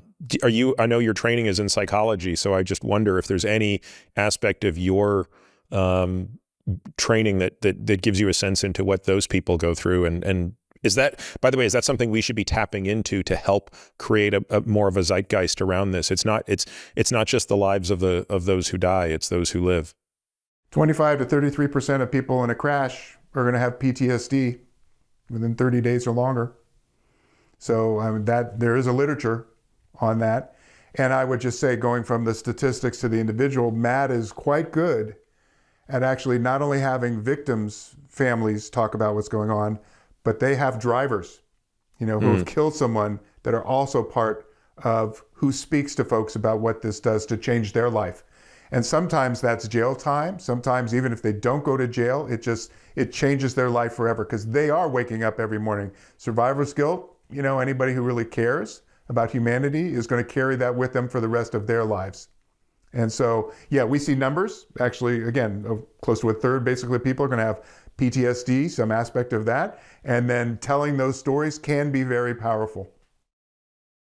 Before we go into some other things I want to chat about, I want to round out some of the other contributing factors. Where does weather rank on this list? Is it, whether it be rain, snow, ice, dark, sudden darkness or cloud, like how much does that contribute? So I'm going to just drop a small bomb here for a minute about something, and then to answer the question, then we'll come back to it whenever you're ready. But NHTSA did a study, came out in 2015, that showed in the chain of events, the last event before a crash, that 94% of the time it's a human choice or error. Okay, and that's my language, human choice or error. So then the question is, what are the other 6%? Well, 2% are vehicle defects, 2% are the environment, 2% other. And so to your question, the environment is both the physical environment, potholes, road conditions, etc., and then things like weather. And so again, it's a chain of events. So it's virtually nothing. It's virtually nothing. Not a lot. That's right. So that does happen, but it's going to be small compared to the other. And again, we can talk a little more about the 94% because there's been some controversy about that number, but that's a soapbox for me. You got to be ready to get into that one. Well, let's say more about that then. So where's the controversy around that? Are there people who are arguing that it's that number's too high, that's overstating it? What's interesting is nobody's actually addressed the number. And so, and again, you'll tell me where you want me to, okay, that's enough of that, Mark. Let's go on to something else. But let me just start. This is why a crash is not an accident. Okay? A crash is preventable. Mm-hmm. An accident implies it's inevitable. And most people don't know this, but the word accident started getting used mostly in occupational environments like the work setting in the 20s and 30s when companies didn't want any responsibility of on-the-job injuries and deaths. Oh, that was an accident. I always say it's like it was an act of God. It was unintentional. Nobody could do whatever. And part of the reason I bring that up is because if you believe in safety, that by investigating, you can determine the causal and contributory factors and then intervene in some way by changing, right? So you prevent it from reoccurring, you prevent whatever, then that's what safety's about. It's a crash, right? And if you didn't believe in that and you really think it's an accident that's inevitable, why are you trying to make changes, investigating, et cetera. No. And that's the mission of the NTSB, investigate those crashes to make recommendations so they don't reoccur. Okay? So what's interesting is there's two elements to this. One is, as a NASA scientist, pretty much you could start any paper with 70, because it was so well established, 70 to 80% of incidents, that pyramid we were talking about, 70, 80% were human factors related. It was just a given after all this research and things that were going on. The Institute of Medicine report, right? To err is human, 100,000 medical errors every year due to human, et cetera. And so it always surprised me, is like 94% shouldn't actually surprise anybody. But there is something which I call safety misdirection. And that's where two things are going on. One, denial. Like, let's not deny what the causal or contributory factor was. And the other is blame. And so the old version of safety misdirection is, the car companies are just blaming the drivers for stuff. Okay? And they want to sort of, avoid, it's kind of like the corporate accident language, right? It's like, let's get away from that. And so I always point out that what I learned at the NTSB is you can have safety or you can have blame. If you want to blame people or that's not going to get you to the safety. The safety part is identifying the causal and contributory factors and then intervening so those things don't happen again. Which, by the way, even if it's the human, then very often, as we've already discussed, there's a different intervention like technology, which our society happens to turn to a lot, right? When it's something about our human behavior that's hard to change, well, what's the technology we might be able to use that either supports, helps, or just eliminates the ability to do that? Okay, so that's one of the things, the controversial part that's been interesting is people saying, well, if you talk about 94%, you're just trying to blame the drivers, et cetera. Now, there are some car companies and some people in the autonomous vehicle space that love to do that. So it's, again, how they use the data. But scientifically, a huge part of this is human choice or error. Then we still have the challenge of then how do we address those, right, to make sure those things don't reoccur again in another place. So again, it's a little bit of a soapbox for me when I, hear about people like, that 94% has been, it's like, no, it's not. Nobody's actually argued about the number. I think it's more the blame and shame part, which again, doesn't get you safety no matter what, right? So you can't deny what the sources are and blaming people. In fact, nowadays it's like, you're just blaming the driver. Then they point and they start blaming the car, they blame the software, they blame the, that's still not going to get things fixed for you. So you're going to save lives. So there you go. I'm with the 94% and think that, that other 6% shows that last event in the chain is a very small percent. It's going to be weather or potentially defects. Okay. I don't know if you will have this statistic, but while we're on the topic of cause and fault, we talk about nearly 50,000 people a year died last year. Do we know how many of those people were the people who were the cause of the mistake that led to the crash versus people who were presumably not doing anything that would have led to a mistake? We don't have that level of detail of those specific crashes that occurred to be able to tell that. And the reason I'm asking, by the way, is to sort of make the point that there are two elements to this. There is, what can I do as a driver to make sure I'm not the one who makes the mistake? And then what can I do as a driver to make sure that when the other driver makes the mistake, I'm in a position to react better or see their mistake before it's happening?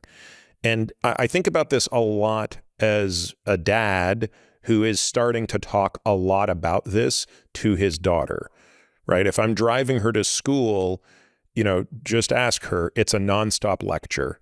It's, hey, Olivia, did you see how I did that? Did you notice why I did that? Why did I look there? Did you see what that driver just did? And so I guess what I'm assuming is that we have to be vigilant on both fronts. It's not enough to just say, I'm going to drive at a responsible speed and I'm not going to hold my phone and I'm not going to drink. I think that that's a great first step. I don't think it's the complete step. You have to assume this is the mantra I use, Mark. And my wife thinks this is a little grotesque, but I don't care. I say it to her all the time. I say, I want you to imagine that somebody woke up today with the stated purpose of killing you. So they've been handed an envelope. The envelope contains your name, and they're told to kill you today. But here's the catch. They're not allowed to use a gun. They're not allowed to poison you. They have to do it with their car. So I said, armed with that knowledge, how would you drive different today?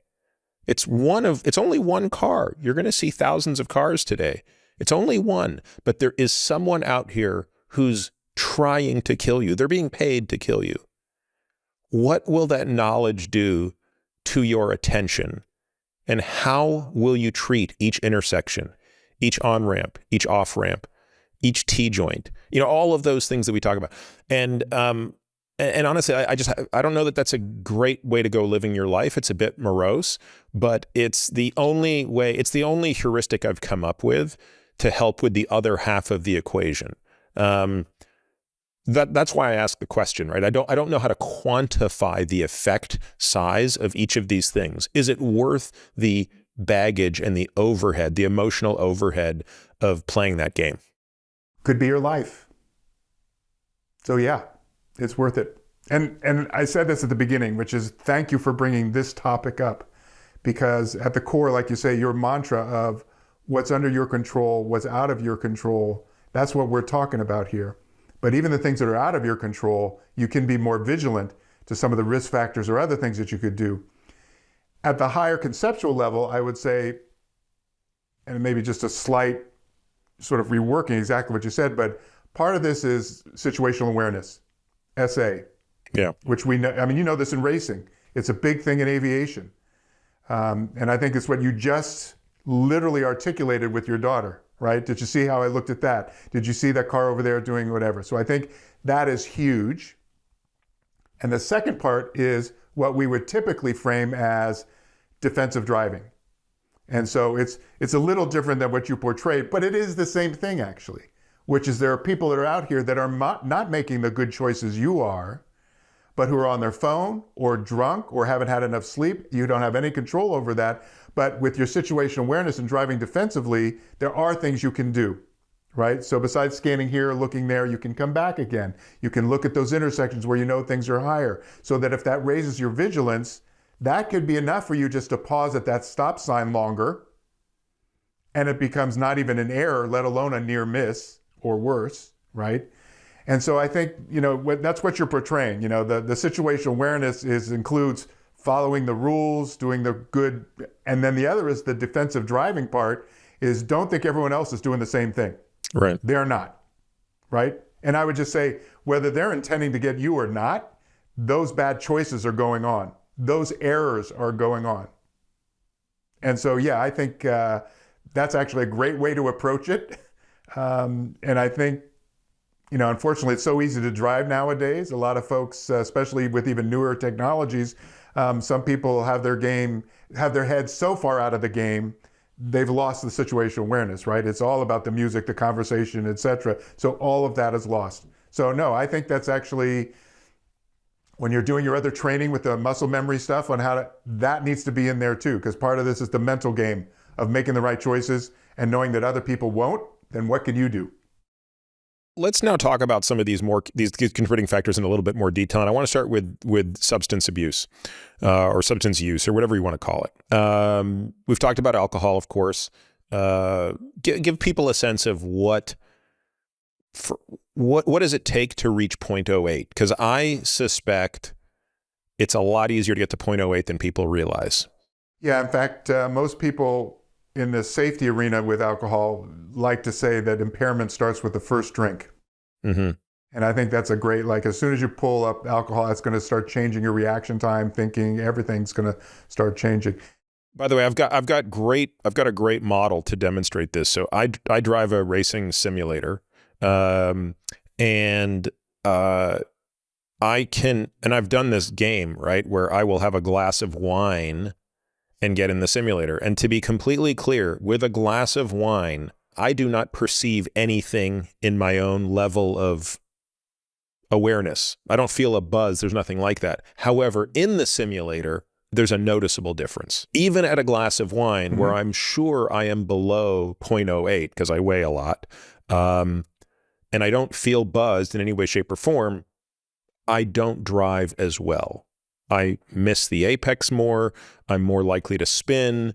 It's a subtle difference, but it's absolutely noticeable in that environment, which is much, much more demanding than just driving home from the restaurant.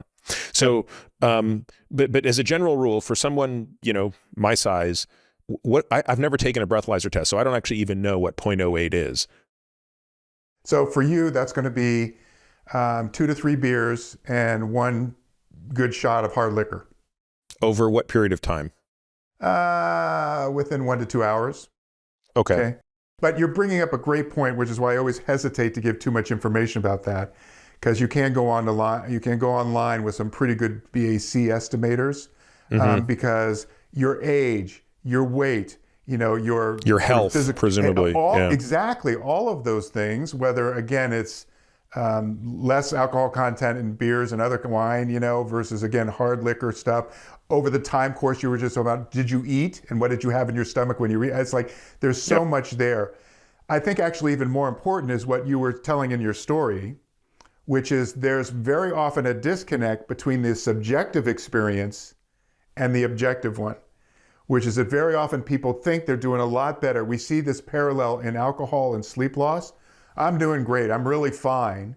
When if you look at the objective performance measures, they're just doing horribly, right? Or they're off, but don't realize how off they are. So that disconnect's really important. That's why you say, I'm good to go, whether it's not having enough sleep or, I had a couple glasses of wine, but I'm okay. Had enough to eat and I'm good to go. That disconnect, I think, is actually bigger risk than sometimes the exact amount of alcohol you have in your system.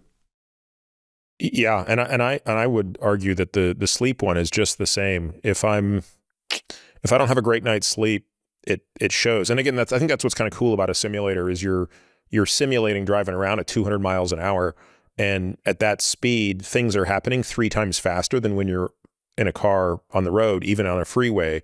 And of course, you're turning constantly, right? So the stakes are so much higher, and the forces and inputs are so much more subtle, right? Any wrong input will lead to a significant change in output. And it is remarkable how you can feel fine for the mundane task, but not for the drive. Add that to your course you're creating, right? So besides the muscle memory and whatever, it's like you'd love to challenge, especially those adolescents, with even, whatever's appropriate there. Sleep loss would be better than alcohol, obviously. Yeah. But, think about that as a challenge just for them to say, I feel fine, give me the rating on the 1 to 10 scale, and then show the objective measurements in driving, like you say, even the mundane ones. Yeah. Let's talk about other substances. And I think the most relevant is cannabis, right? So what do the data say about cannabis use and driving? It's not good in that what's happened is in alcohol, there's a really good established protocol with, here's what impairment means at 0.08. And by the way, we can use a breathalyzer, we can use blood. There are drug recognition experts, DREs, that can use behavioral measures on scene. We have a lot of them, and we know they hold up in court. It's just a really good. With cannabis, there is still ongoing debate of what defines impairment. And so if you can't even get that defined, and then you have no roadside kinds of measures, and it's harder, as you know, whether you're using, breath, hair, all these other things that people are trying to do, and it ends up, it sticks around in your system longer, or it can be in the follicles for this long. It's like there is no good measurement. So we don't have the impairment definition. We don't have good measures to get us there to sort of figure out how we do that. And the other thing, which is really dangerous, is, the poly usage. It's rarely one of these on their own. So we can, with cannabis, you see alcohol or other kinds of things that people are using at the same time. So that makes it even more difficult to figure out, especially in the roadside kind of environment, of what people are actually using. And so I know, this is now, I was administrator 8 years ago, come on, I can do the math, 6-7 years now ago. And all this research was still going on to try and define what I was just describing. That as all these states now start making it more legal, it's going to put it out there on there. I always tell people, when you're voting for that in your state, don't think about the sport of drinking cannabis, but instead think about what that's going to mean if somebody next to you on the roadway, has been smoking and in some way, is like the level of impairment of alcohol. People just don't think of that part. And unfortunately, while the alcohol is pretty well defined, the cannabis part is very poorly defined. And in that time, we still don't have it figured out yet.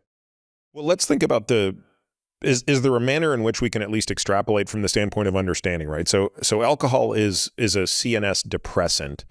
And I guess at the risk of just talking through something that seems self-evident, what is the mechanism by which you think ethanol is contributing to mistakes?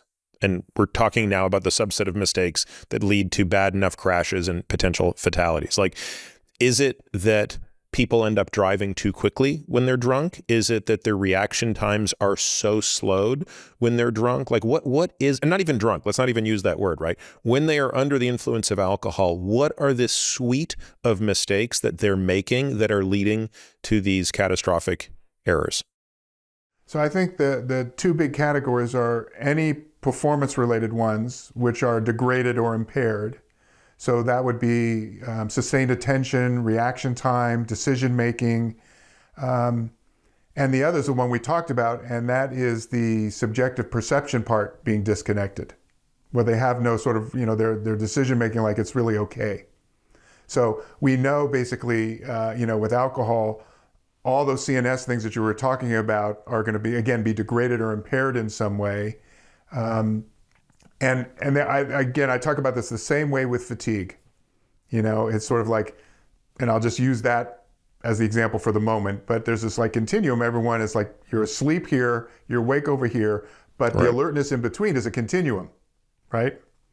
And so I think most people would absolutely agree, being asleep at the wheel, not good. But that continuum beforehand, we know that with sleep loss, circadian disruption, alcohol, that basically your performance will degrade way before you actually say fall asleep or drunk enough to go unconscious. Yeah. And so it's that, and that's why I call that degraded as opposed to the impairment where literally you can't perform at all. But at least in the sleep realm, we can see 50% reduction in your decision making, 30% reduction in your memory. We can see 50 to 75% increase in your reaction time. These very specific things, when you're in the driving mode, trying to deal with the situation, are going to affect you and your ability. And that's why I always tell people, it's like way before you have that fall asleep or that drunk, like go unconscious, you've got these performance degradations that put you at risk. But in that sense, to me, sleep and cannabis seem very similar in that they're sedating and there's, clearly a spectrum from completely, debilitated to, loosely less functional. And there's no real way to measure it directly in the way you can use a breathalyzer for alcohol. So are there differences between how we view drowsiness due to sleep deprivation or sleep interruption and cannabis use, which again, I'm just bringing up cannabis, not because it's the only other substance out there besides alcohol, but because, as you said, it's becoming more and more ubiquitous. And I think I think there's a belief on some level, maybe somewhat warranted, that it could be less toxic than alcohol. I think a lot of people are turning to cannabis now over alcohol. And I wonder if there are unintended consequences of that with regard to this domain. Well, and I'm in complete agreement with you there, which is that I think, it remains hypothesis, but with everything we know about how physiology in the brain and things work, it's got to be, right? We just haven't, and I try and play, it's like we may not be able to quantify it quite yet, but here's a comment I often make about sleep loss and circadian disruption. When you lose sleep, you disrupt the clock, all aspects of human capability are degraded or impaired in some way. So I mention that because a new study comes out and says, we just linked this now to cancer in a new way. or immune function in a new way. And I'm kind of like, okay, so now we have more data and we can be more exact in certain areas. Good thing.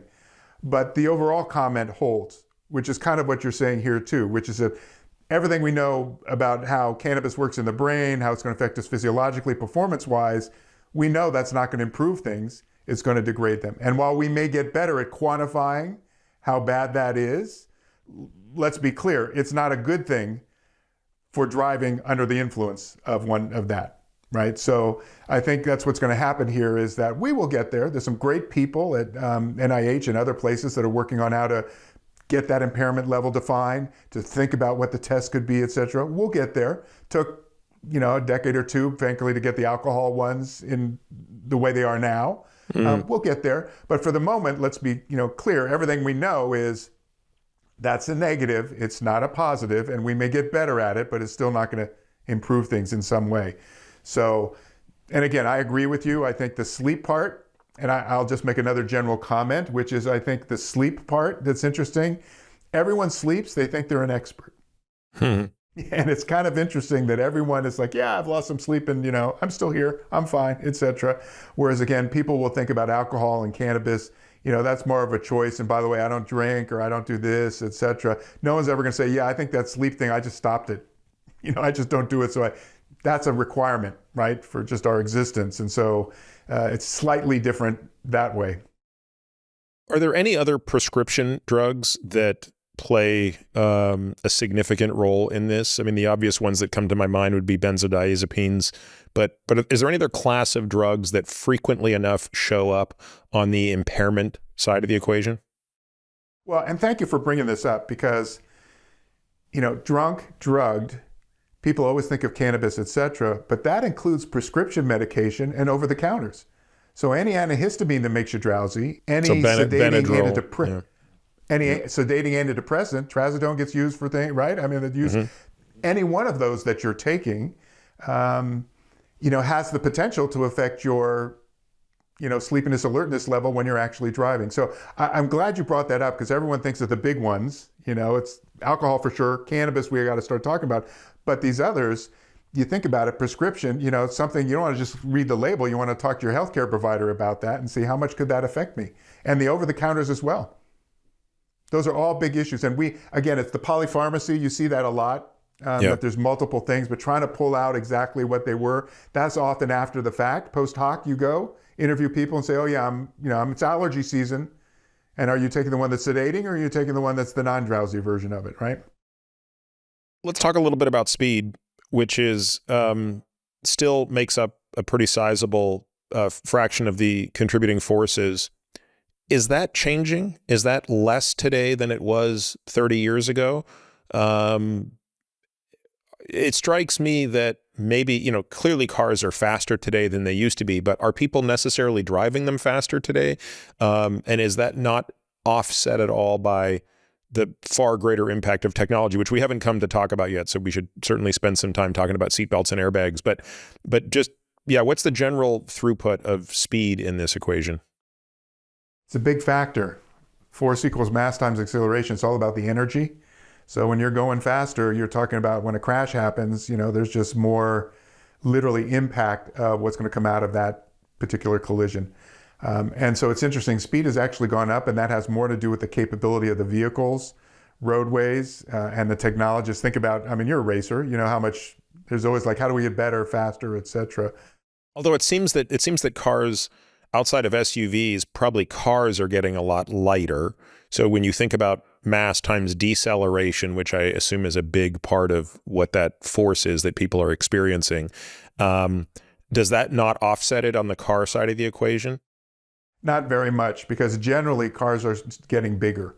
And, now that we've added SUVs and others, when we look at what's going on out there, there's kind of, people describe it as a weight bloat that's occurred. Yep. And unfortunately, they do protect you, right? If you're in one of those energy-related kinds of crashes, the bigger the protective cage you have around you, the better off. People have a tendency to say, I want to be in that vehicle, not in the little small, version where I could get killed doing that sort of thing. I think what's interesting is we do see this is why it's so complicated, but we do see, like during, the last recession, during the pandemic, we actually see sort of the deaths go down, but sometimes other particular things like speeding goes up. Okay, and we can have all kinds of hypotheses about, are there fewer people on the road? Is just the density different, et cetera? Mm-hmm. They're all hypotheses. We think about those. We don't really know. But I bring it up because it's interesting that even the economic environment of our society can end up having effects beyond the usual causal or contributing factors, for example, that we're mostly focused on, in this conversation. So even those things can have that, societal ripple. And I would just say for the speed side, two other things, which is, I'm sure we'll talk about the safe system approach, and that has to do with safer roads. And one of the things they look at is controlling speed through road design. So that's where roundabouts, or what they call speed diets, where you basically two become one lane, and then instead we're going to have a more dedicated pedestrian or cycling lane where you can use, et cetera. And then the last thing I'll just say on the technology is, there's a huge debate. It's not where the alcohol is, where the technologies pass legislation, but there's a lot of discussion about speed limiters now. And whether or not, as we've been discussing, and I said this earlier, society very often, when we have human choices, or things that we want to deal with, we go to technology. So all of a sudden now, speed cameras and speed limiters in vehicles are in more discussion than they have been in a decade. Yeah, no, it makes sense. Again, all of these things are, you'd pull them out of our dead, lifeless hands if you don't let me drive quicker and don't let me talk on the phone and whatnot. I want to go back to another kind of deconstruct the accident question. Do you have a sense, or are these data knowable as to what fraction of those fatalities in the vehicle are a result of the vehicle just being, the integrity of the vehicle being lost due to the collision itself versus a flip? In other words, how often is avoiding the flip of the vehicle, with a lower center of gravity, a relevant part of this equation? Yeah, that's actually a big deal. And when you look at the crash tests are done, it's interesting, they don't actually crash vehicle to vehicle. The crashworthiness of your vehicle is tested against a big block of cement, basically. Yes. But now there are different versions of that. So there's a side impact, and now over the last years, there's also a angled one as well, and then rear end, and then you can add all kinds of other variations of that as well. And I would say that's the kind of thing I don't keep in my head anymore. But there are some databases that gets at least into things like rollover. Mm-hmm. And that's where the side impact is critical, right? Because that's mostly going to happen with the center of gravity when you're up on a curb or some other thing that's going to tip you potentially, and again, the direction that you're hit, et cetera. But there is some data on that to show sort of which are the versions. And that's why they added things like the angled collision, basically, recently, just to figure out that, there's enough of that going on. We should understand the crashworthiness of vehicles when they're hit at an angle like that. Is this an area where electric vehicles are, well, let me just ask the question more broadly. Are electric vehicles indeed significantly safer than non-electric vehicles on the basis of a lower center of mass and on the basis of not having an engine typically in the front during a front collision, that therefore can have much more force absorptive capacity? Or is that more of a marketing strategy? Yeah, I think we don't have sufficient data yet to sort of make that factual comment per se, but I think you've identified all of the range of the factors that actually differentiate electric vehicles from the standard, right? And as you know, right now, one of the biggest things is just getting the myth separated from the fiction, or the other fiction that is told, right? There are still more fires in ICE vehicles than there are in EVs. Some of that's about batteries. Some of that's about just the population that's out there of these different. I mean, it's like you got to get into that level of data analysis. That's why I'm talking about the segmentation and stuff. So some of these things, again, NHTSA.gov is one place. The Insurance Institute for Highway Safety, they do a lot of great crash testing. And I'm sure we'll get into some of that when we talk about some of the vehicle-specific things. But you can get a little bit more of that data. My caution is always that some of that is still in development as far as understanding the kind of differences.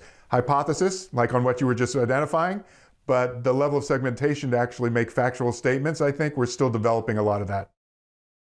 So let's talk about where autonomous driving comes in. Look,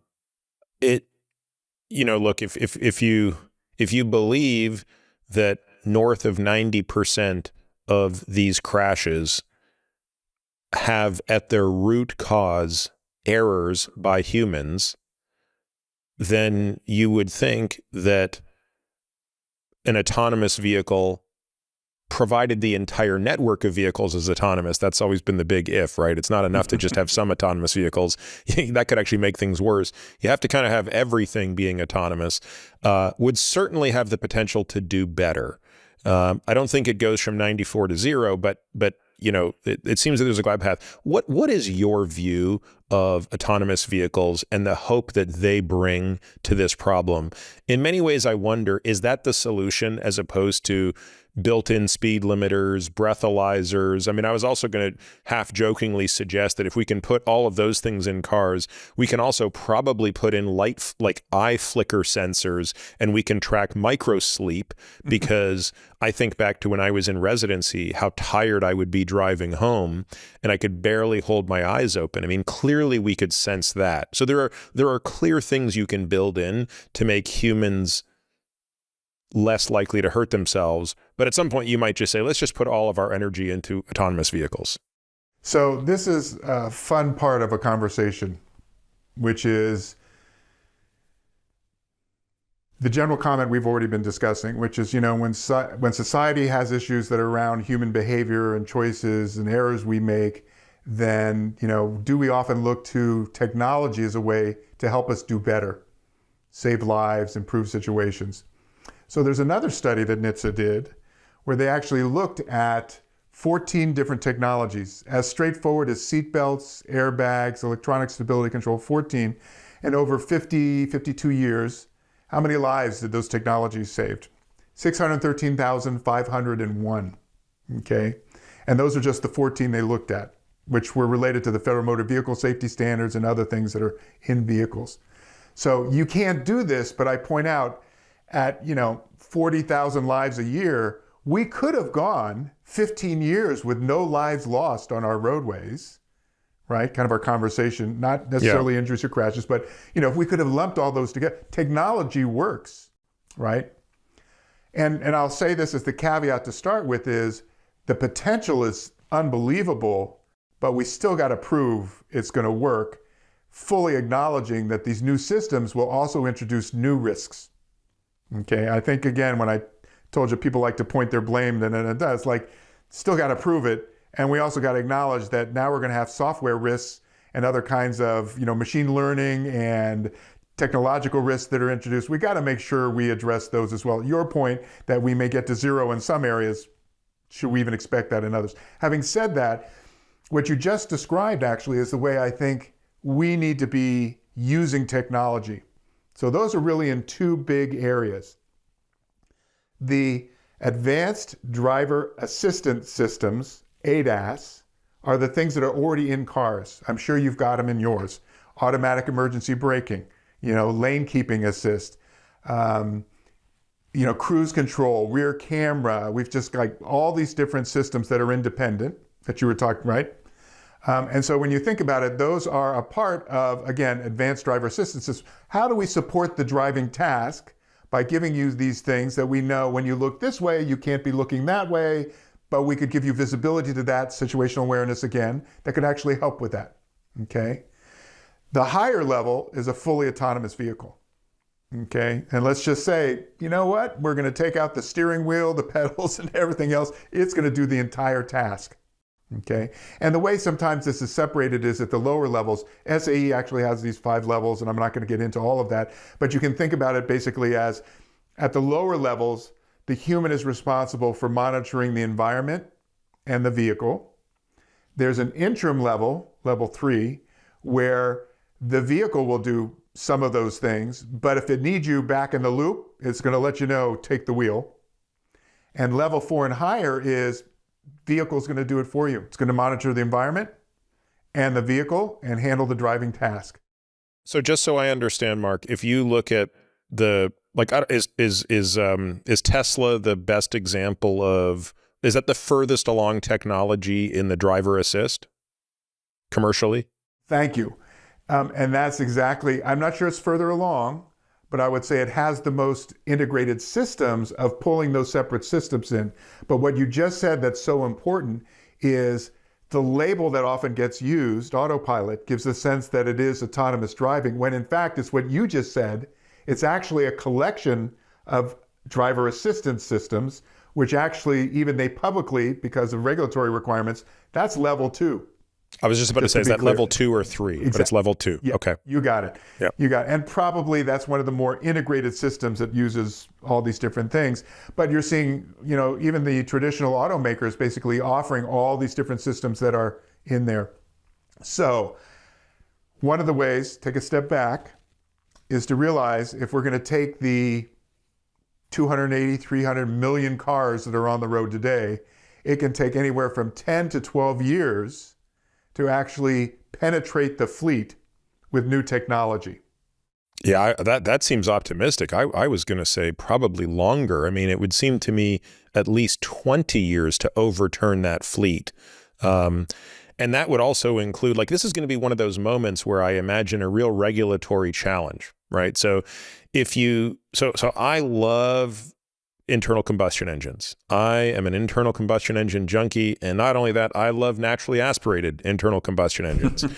And I'm not going to embarrass myself by saying how many of those I have, but I have a belief that, those things aren't going to be made for very long. And that's why I love to have them. I like the engineering, I love the sound, et cetera, et cetera. It's unlikely that, a car, so for example, like a 1967 Corvette, you can still drive it today, even though it doesn't meet a single safety or emissions standard that exists today. It gets grandfathered in as you go along. But when we start to think about autonomous vehicles, and you get to this point where you say, well, look, for the system to really work, every vehicle must be a level 4 or level 5. That is a totally different regulation. That's no longer just saying to the car producer, you can't make a car that doesn't meet these requirements. It's saying to the consumer, oh, by the way, you can't have that car anymore. Is that what's necessary here? So my one thing for you is horses. When people say, I'm never going to be able to buy my ICE vehicle again or one in the future, it's like, you know what?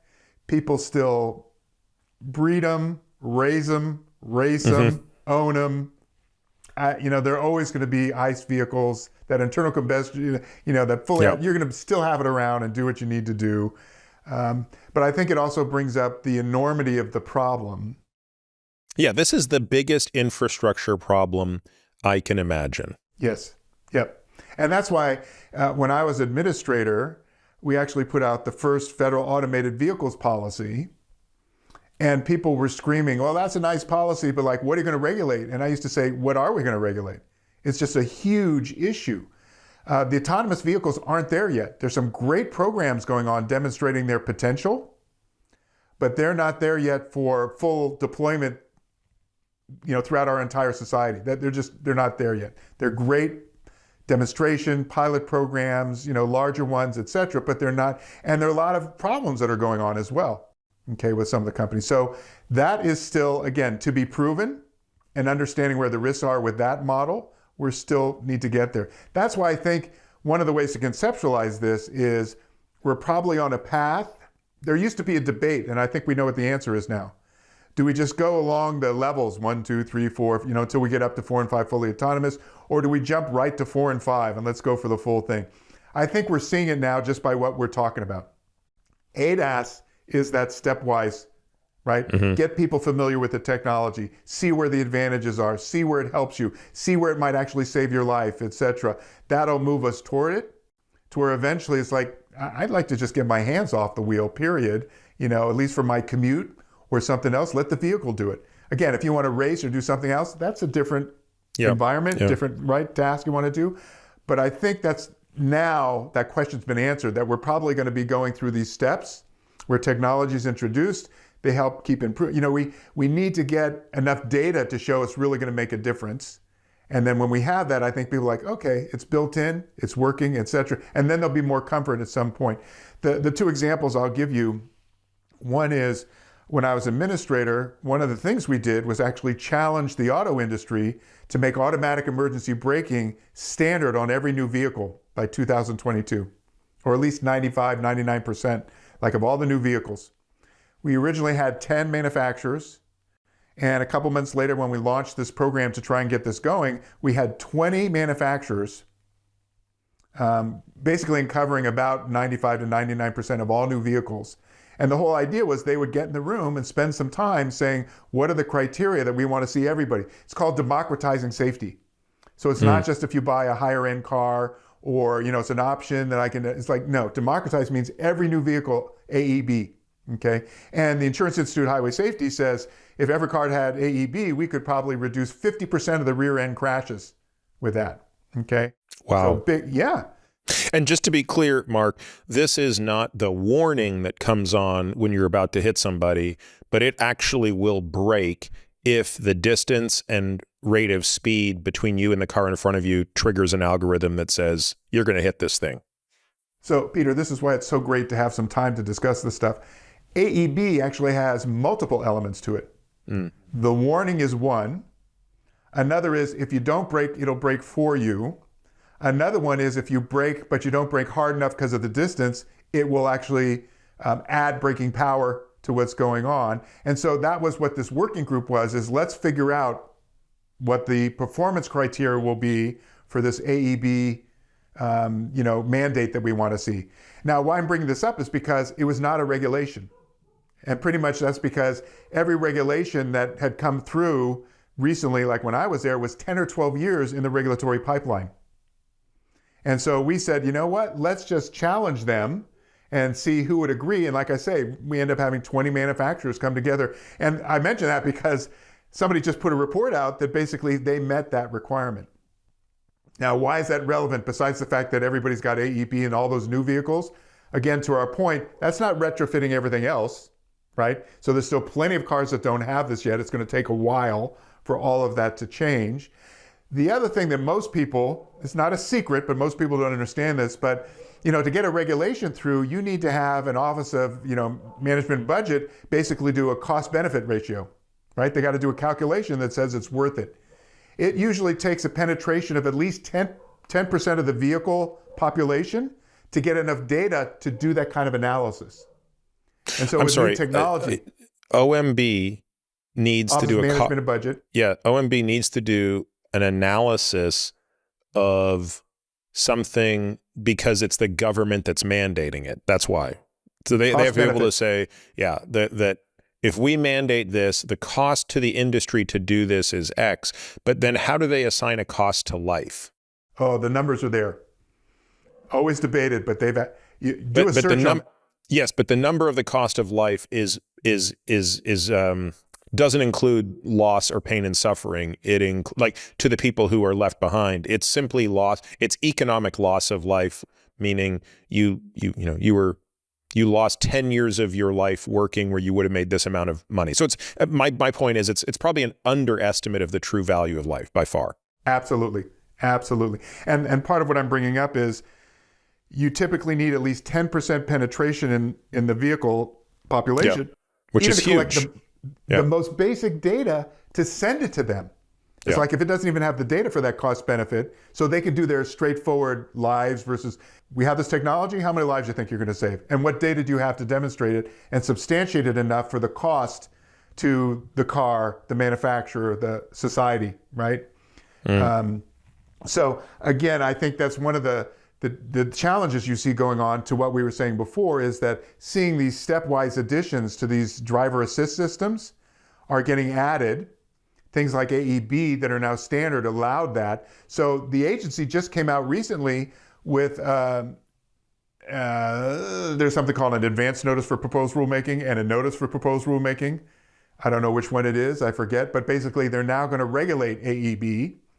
And I like to point out as part of the reason that they'll be able to do that at an even better level, like maybe extending it to trucks and other like heavier vehicles, et cetera, is because of this other work that was done, that democratize it as something that needs to be out there that everyone should be able to have in their vehicles. So again, I think we will see this stepwise going, but I also point out that when we want to get to the full autonomous vehicle, you said this earlier, I want to bring us back to it, the mixed fleet is going to be a huge problem for everybody. And if you think about it, it's going to be at least 3 groups: fully autonomous vehicles, vehicles that have a lot of the ADAS support systems, and people that are just driving cars that don't have any of that stuff in it, right? They're just sort of like, and they'll all be on those streets. You won't know which is which necessarily. Mercedes just came up with a different color light for when it's in autonomy for some of the things that they're doing. But just think about what earlier our conversation about defensive driving is like, which one is, just think about how more challenging that kind of environment's going to be. Let's touch briefly on drowsiness. I realize this is kind of your life's work. It's also the one that I think people who listen to my podcast regularly are very familiar with, the implications of sleep deprivation. What are the most important things you think you want people to understand with respect to how compromised sleep impacts driving? I'm going to repeat what I said earlier, which is lose sleep, disrupt your clock, the circadian clock in our brains. Lose sleep, disrupt the clock, and you will pay for it by having human capabilities degraded or impaired. That is across the board. Yep. So I don't care what your job is or what task you're on, but if you're not getting the right sleep at the right time, you're going to pay for it. This is one of those, you can't fool human nature, just nature period. You can't fool it. There will be a price to pay. And is there any regulation about when a truck driver can drive? I understand there's clear regulations about how many hours he or she can drive, but are there regulations that say, we'd like you to stay within your circadian rhythm and do your driving? We'd like you to see a sunrise and sunset and drive accordingly? Even though I know that that's not necessarily convenient, and it might be far more convenient to drive through the night. So what's really interesting is, if you understand sleep and the clock, some of what we would do as a society is exactly opposite the way the world actually runs. And so there are regulations for in aviation and trucking and rail, and a lot of other places, as you already mentioned, the resident training hours, et cetera. But to your point, they're usually mostly focused. I always point out there's the 2 physiological elements you got to deal with, the sleep part and the clock. Usually it's easier to deal with the sleep part, and people still don't do that well. But as you know, just to be clear, if you don't have 10 hours off your job, commuting, getting 8 hours of actual supine sleep opportunity doesn't mean you're going to get the sleep, but at least 8 hours opportunity. Maybe 9 hours if what residents used to do is live in the hospital, right? I mean, maybe. But so, yeah, you can have a little bit better on the sleep part. But to your question, the circadian piece is a lot harder. And keeping that stability in a 24/7 society, military operations, air traffic control, moving goods, it's just like operating airports. It's like these are 24/7, keeping energy going. I mean, just on and on, 24/7 operations. This speaks to, again, I think the general theme here that I'm hearing, Mark, is we're going to quickly approach the limits of what humans are willing to do in terms of the sacrifices they're willing to make. And therefore, we have to come up with technology to work around that. Right. Like we're not going to be willing to live in a society where nothing happens at night. So we have to automate those processes so that we don't have to rely on individuals functioning at fractional reserve and fractional capacity. You got it. I mean, but we are so far away from that in our society now. Yeah. It might not be in our lifetime. It might not be, you and I probably won't appreciate the full extent of, pick your favorite sci-fi movie where the trucks are just, autonomous vehicles that are transporting things on freeways at night. But I say that because start at the beginning, which is the information, even naivete and ignorance of society around the dangers, not just the but that is still an emerging, it's been going on for a while. I feel like, Bill Dement, who wasn't just a professor of mine, but became a friend and colleague and teacher and mentor, all those things. He was probably one of the leading voices who said, we got to pay attention to this because the price is too high. And he always pointed out that if we don't start with education so that people appreciate, not just what the cost is, but for me and Bill, there's a lot of like, if you appreciate what the benefits are of getting the sleep you need and keeping the schedule, et cetera, that should outweigh, putting yourself through this other stuff. That's the individual piece. But then it gets to what you just described as if we really accept that as a society, then we have to move to what are the solutions going to be, right? And again, it's not always intervening on the individual, give them drugs, it's like, no, it doesn't have to be that. It's going to have to be these other things like technology that helps us offset, right, those choices we make as a society that could still put us at risk. Let's close our discussion, Mark, with a couple of things that people can take away as far as actions that they can take to avoid hurting others and being hurt. And let's start with that of being a pedestrian.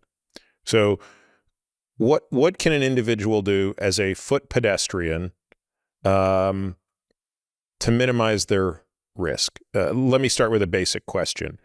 How many times is a pedestrian killed when they have the right of way in a situation? So they're not jaywalking across a red that they shouldn't be. They're doing the right thing. They're either up on the sidewalk and a car comes up on them, or they're crossing when they should be crossing and someone runs in. It's like, do you have a sense of that? I don't. It's a great question, and I'm not sure we have that data. Okay, just because of the categories that these would be placed in.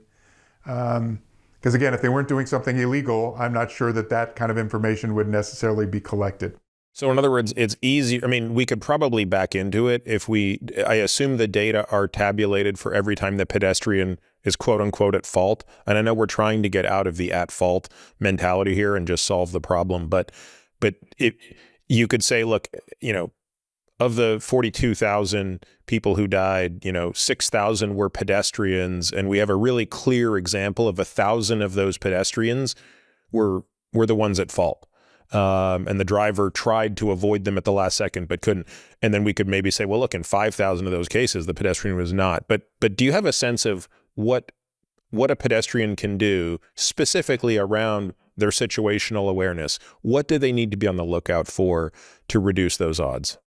You bet. And I think it is worth noting, again, in the last decade, that number's gone up 50%. And this last year, the estimates are like 7,500 people have died as pedestrians, of those numbers. So that's significant. So to the specific actions, the choices that you have, one is, if there's a sidewalk, be on it. Okay. And again, that's just separation, right, from the driving that's going on. Yep. If there is no sidewalk, you actually want to walk against the traffic. Yep. Okay, so that's for visibility stuff of what's going on. You already mentioned it. It ends up, we do know 67% of those fatalities occur outside of intersections. So they're happening elsewhere, okay? But it does mean that if you're crossing, you want to find an intersection that's got a crosswalk if you can, and has some system of stop signs or counting for when you should go, and you want to follow those rules as best you can. Okay. The other one I think is visibility. I can't tell you how again, especially at night, which is when most of those occur, over 50% are at night. Just simple, straightforward visual things, making sure people can see you. And the other one, I think, and nowadays in particular, we mentioned it for driving, but situational awareness is critical. And so it's amazing how many people, could be either drinking or on their phone with head down. So distraction, the kind of things you think about as a driver, you would apply to pedestrians and cyclists as well. Are cyclists included in that 7,500 deaths per year? No, I think those are just pedestrians. And I don't remember the cyclist number, but it's there. Yeah, as someone who rides his bike still outside, though not nearly as much as I used to, and frankly, a lot of that is due to just my lack of faith in drivers. I certainly adhere to the principle of always assuming the car doesn't see me and always assuming that the driver is a moron. And those assumptions are surprisingly accurate more often than I would like to acknowledge. I mean, the amount of people that will pass you, so they've presumably seen you, only to then want to turn right directly in front of you is remarkable. But yeah, I think all of those make sense. The walking on the other side of the road, the being completely aware, and I just think as a general rule, as a pedestrian, also assuming drivers don't see you. They're calibrated to look for bigger, faster things than you. So you just have to kind of assume they're not seeing you. In California, pedestrians have the right of way wherever they are. But I always point out, having a law on your side. Yeah, having a law on your side means nothing if you're hit and dead or injured. I always find that to be the dumbest argument ever, which is assume you never have the right of way, even when you do have the right of way. When you have that big green light and the big, walking sign, still assume that a driver is going to make a mistake because the consequences are much higher for you than them, even though legally the law's on your side. Yep. Anything else, Mark, that you I know we've sort of throughout this discussion infused as much kind of insight we have as far as behaviors that you can take into your own hands. And aside from the obvious, I think the obvious ones are so clear. But I do, again, want to reiterate this thing of looking both ways through the intersection. I always tell people left, then right, then left, because it's that left one that's going to kill you when you're driving. So left, right, left, scan before the intersection when you have right of way.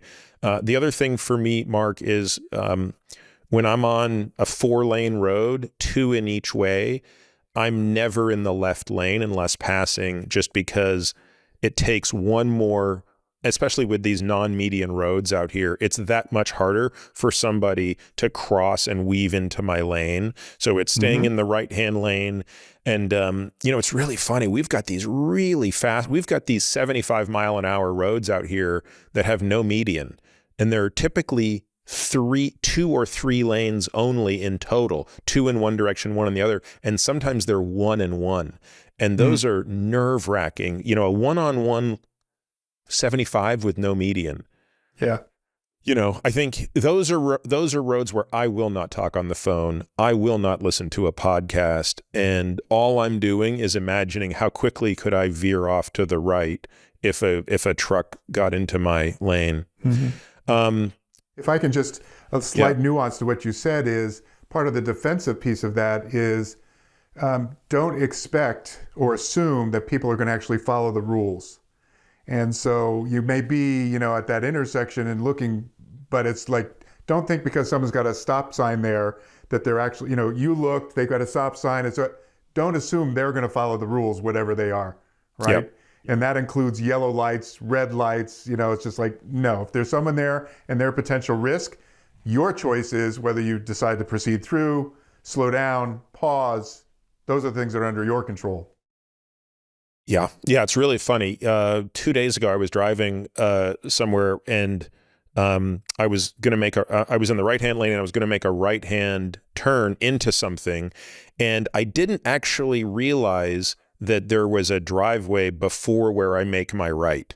So I put my right blinker on, and this is a pretty quick road. It's about a 50-mile-an-hour road, and I'm coming up to, I'm now probably about, 300 feet before where I'm about to make my right.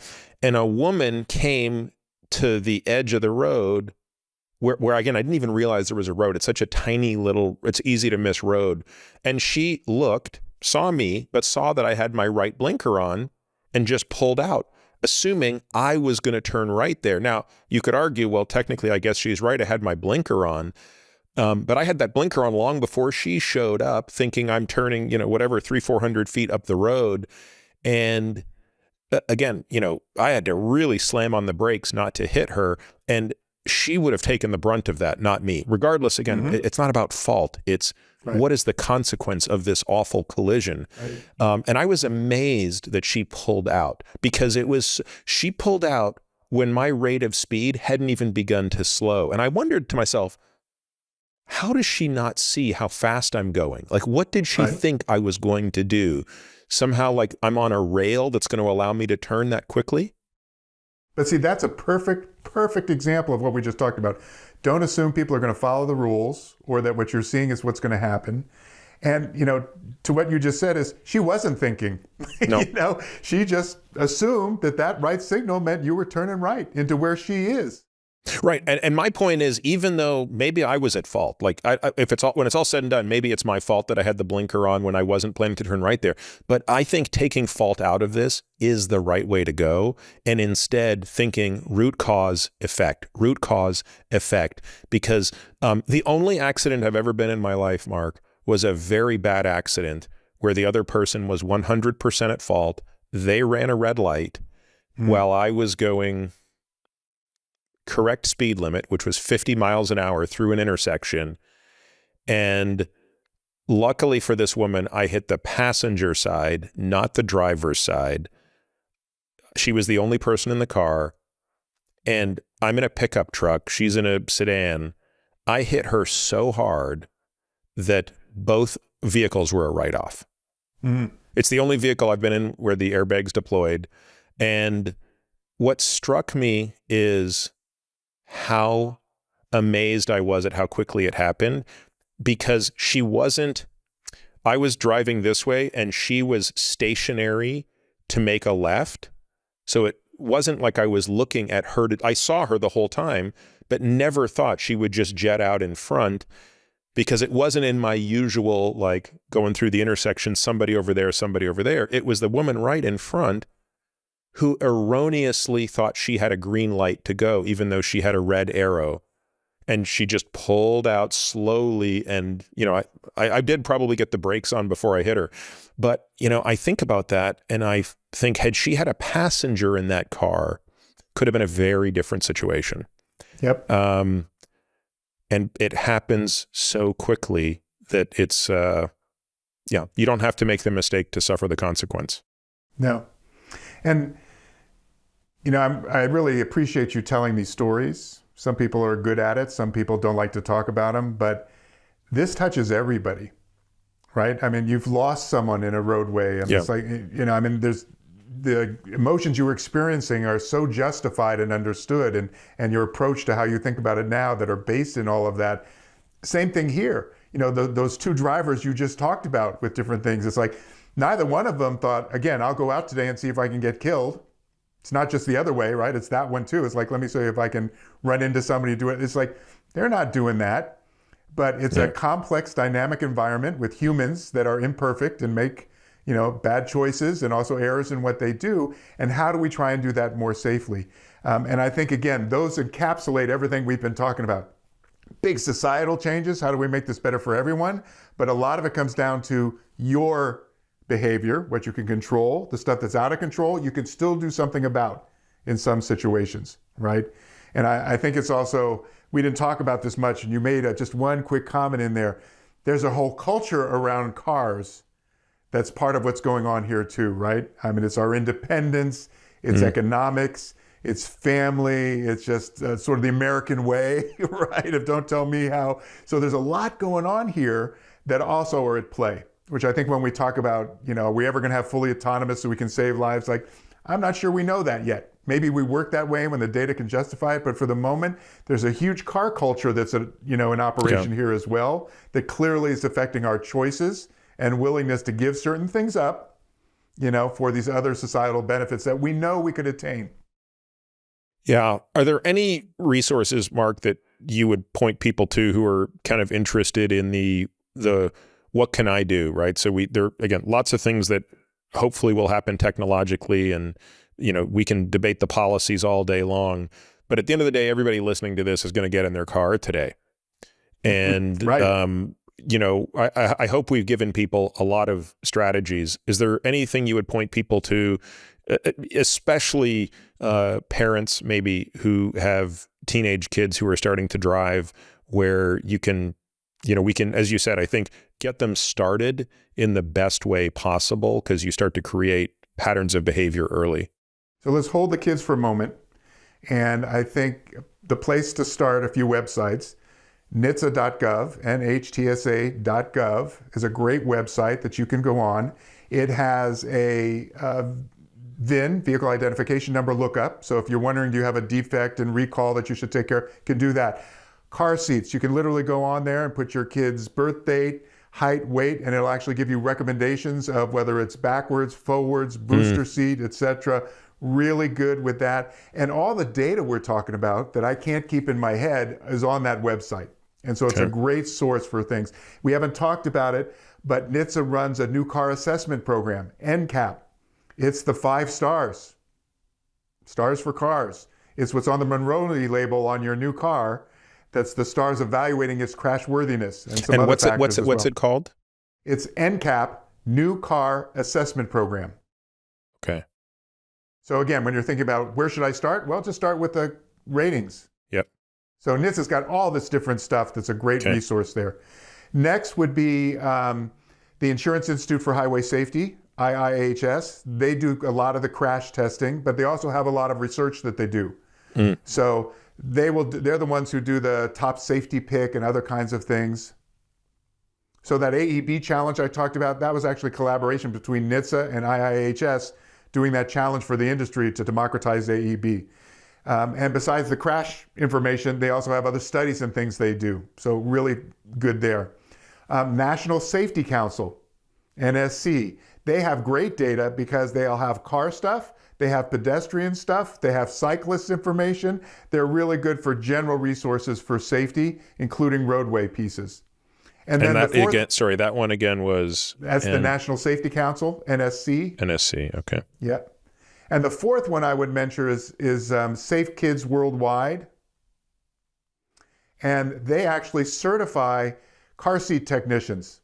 Because it ends up, and I'm going to get this number wrong, but 70% of car seats are installed incorrectly. Yeah. I mean, I know it's over 50%. So, it's great to do all that work to get the right one, but then if it's not incorrectly. So Safe Kids Worldwide actually does that too. I think those 4 are great resources for different things. When you get to the teenagers, couple things. AAA actually has different kind of driver contracts that you can use. So that's the insurance company, also has a foundation, so they have a lot of good auto safety information there as well. But they actually have contracts that you can do with your kids. And I would just say you should also look up, because depending on the state, they may have graduated licensing. And that licensing for new drivers actually includes, like, can you have other kids in the car? No. Yeah. Can you drive after dark? No. And like this for 6 months, this for a year, etc. And so I was just talking to a friend, and it's like, oh, we did the AAA. I'm like, you should look at the graduated licensing along with the AAA and just see what the elements are and then come up with your own. And I hate to say this because as a scientist, you'll appreciate this too, but, feel free to experiment with her. Put that training program you were talking about, right? That there's some simulator work. There's also some actual driving work. There's the intellectual part, that would supplement any formal stuff she gets from another source.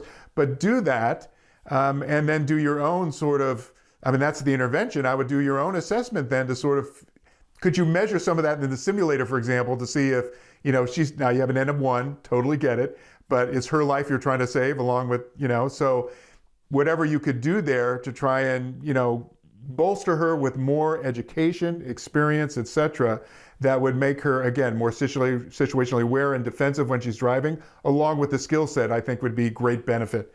The other thing I'll just tell you that's interesting is we've seen in the last 5 to 10 years, young drivers are less and less interested in getting their driver's licenses right away. Yep. So we're seeing kids in college that don't know how to drive, or they're waiting till after college when they have a job, or they're picking their location by public transit. And this might be a great trend given what you said about the maturation of kids anyway. So, one thing I'll just share with you with my daughter, she's not psyched about this, but she's going to be driving a manual transmission truck. That's actually going to be her car. And every time she sort of fusses about it and says, oh, I just say, you could take the bus. Like, that's cool too. But if you want to drive, you're going to be driving stick. And there's a big part of that is the connection to the drive, and it reduces at least one of those variables in my mind, which is the distractibility. And she's nervous about rolling backwards on hills, and I'm like, good, concentrate harder. Yep. And learn the skill. Yeah. So that becomes a non-issue for you. Yeah. Well, Mark, this has been really illuminating. It's quite disturbing, as we've talked about, and I almost wish there was a way that we could convey, every one of the 42,929 stories of the people who died 2 years ago, the most recent data we have here, because I think it, on some level, it sometimes takes those things. Unlike when you think of all the chronic diseases that I spend most of my time thinking about and talking about, they disproportionately affect older people, right? Your risk of death from cardiovascular disease, stroke, cancer, and Alzheimer's disease, this is disproportionately a disease of the elderly. Whereas when I last looked at this, which was 2020, and I can't imagine the data have changed that much, the thing that stuck out to me the most was that automotive deaths were the most uniform cause of death by decade of anything in the top 10 causes of death. There was nothing more uniform than dying in a car. Yes. Equal opportunity killer. Which is why I know as we start wrapping, just two things that I think would be good, especially for you to be thinking about. One is that, and these are where the parallels are there. One of the differences, however, is between health and, say, the safety element, et cetera, and one of the reasons I've really looked at safety and transportation from my sleep interests is death can be instantaneous, right? I mean, it's like in milliseconds, and you don't go out that day thinking it's going to happen. And as you were saying, you don't get to say goodbye. You don't get to say goodbye to your grandmother who's got cancer for 2 years. Yeah. Someone comes to your door. They're not coming home. I mean, it's just sort of, it's like, just like that, right? And so I think that's one thing that separates it in some ways from those chronic illnesses and, many other kinds of things. But I would also say there's some real significant parallels when I think about this, because one of the big pushes that I've tried to make happen in the automotive realm is trying to move from a more reactive safety culture to a more proactive one. Which again, I think the parallel there of what you do for prevention and thinking about how do we eliminate or mitigate the things we know that can cause bad stuff, promote the ones we know that will make good stuff happen, how do we do that? And I think that's been a challenge. Having worked at NASA as a NASA scientist on the aviation side, they're very proactive. I mean, in aviation, they went 12 years with in the US, no person died in a commercial aircraft crash in like 12 years. Okay, and then it was one, right? And I always tell people, it's so hard to get there, it's even harder to stay there, saving all those lives. But that takes a proactive culture that says we're going to do what we can to eliminate or mitigate, right, diminish what those risks are, and promote the good stuff we know that's going to make a difference. You do that all the time. This is why I said thank you at the beginning, because bringing this into that realm, and not just public health, this is like societal safety and what we get here. There's a real parallel there, that there's a chance to be more proactive. Now you think about it, investigation is reactive. Bad thing happens, we investigate, but it's to make it proactive. That what we learn from there has to be translated into some action that's going to prevent it from happening again. And that's where, frankly, and always, again, I've already said thank you, I'll do it again, just having people discuss this and think about it, tell their story to someone else, those can save lives. It's like, I don't know your daughter at all. I've known you for this period of time, but it's like, you're way better off, both the fact you've talked about it, you've thought about it, and will basically provide those kinds of, that context and skill set to your daughter. You may not even be around when it saves her life or her kid's life or some other person in her sphere, because that's the societal change in a proactive way that's going to make the big difference. And yeah, I think we need to save them one at a time. Your friend, my father, the consequences are so significant, but we can't bring those back. How do we use those as opportunities, though, to make the future for you, your daughter, her family, right? My kids, et cetera. What do we do to make that in a proactive way safer for the future? You're doing that straight on with the healthcare. The parallel is there in this realm as well, because the costs are so high. Yeah, I mean, if there's one thing I could do based on this discussion, Mark, because I now realize there's so many pieces that are changing with the technology that are going to move us in the right direction. But if I could make a change today, based on what we discussed, it would be that I wish that for every significant accident or fatality that occurred in a given city, the story was told in two fronts. The story was told in the human sense of the story so that we understood the life or lives that were lost and the consequences and how that's going to ripple through forever. How, Nick's wife lost her husband and Nick's kids lost their dad. But also in a very clinical autopsy-like manner of the accident. I really think that every time a horrible accident or fatality occurred, if each of us could see a 60-second video that would say, this is what happened on this date and this time, and these were the contributing factors. That's it. And everybody has to invest. It's not a small price. It's not a big price to pay for those of us who are alive, that for every time somebody dies, you got to invest a minute in hearing how it happened. Like no other technology at this point in time, just the explanation of what happened is going to make us better drivers. No question. And I think this is why I was not kidding about write those down, the 4-minute video or like what you're talking about now. And I would just slightly extend to say, not just identifying the causal contributing factors, but if there's any action that people could actually take to do differently. And think about this with that local intersection you keep talking about. Without what you just described, it's going to keep happening. Yeah. People aren't going to know what happened there, or if there's anything different they could do to spare their lives. It's not going to change without what you were just describing. Yeah. Yeah. Figure out how to do that. Mark, thank you very much. Really appreciate your time and your insight today. Thank you. Enjoy the conversation.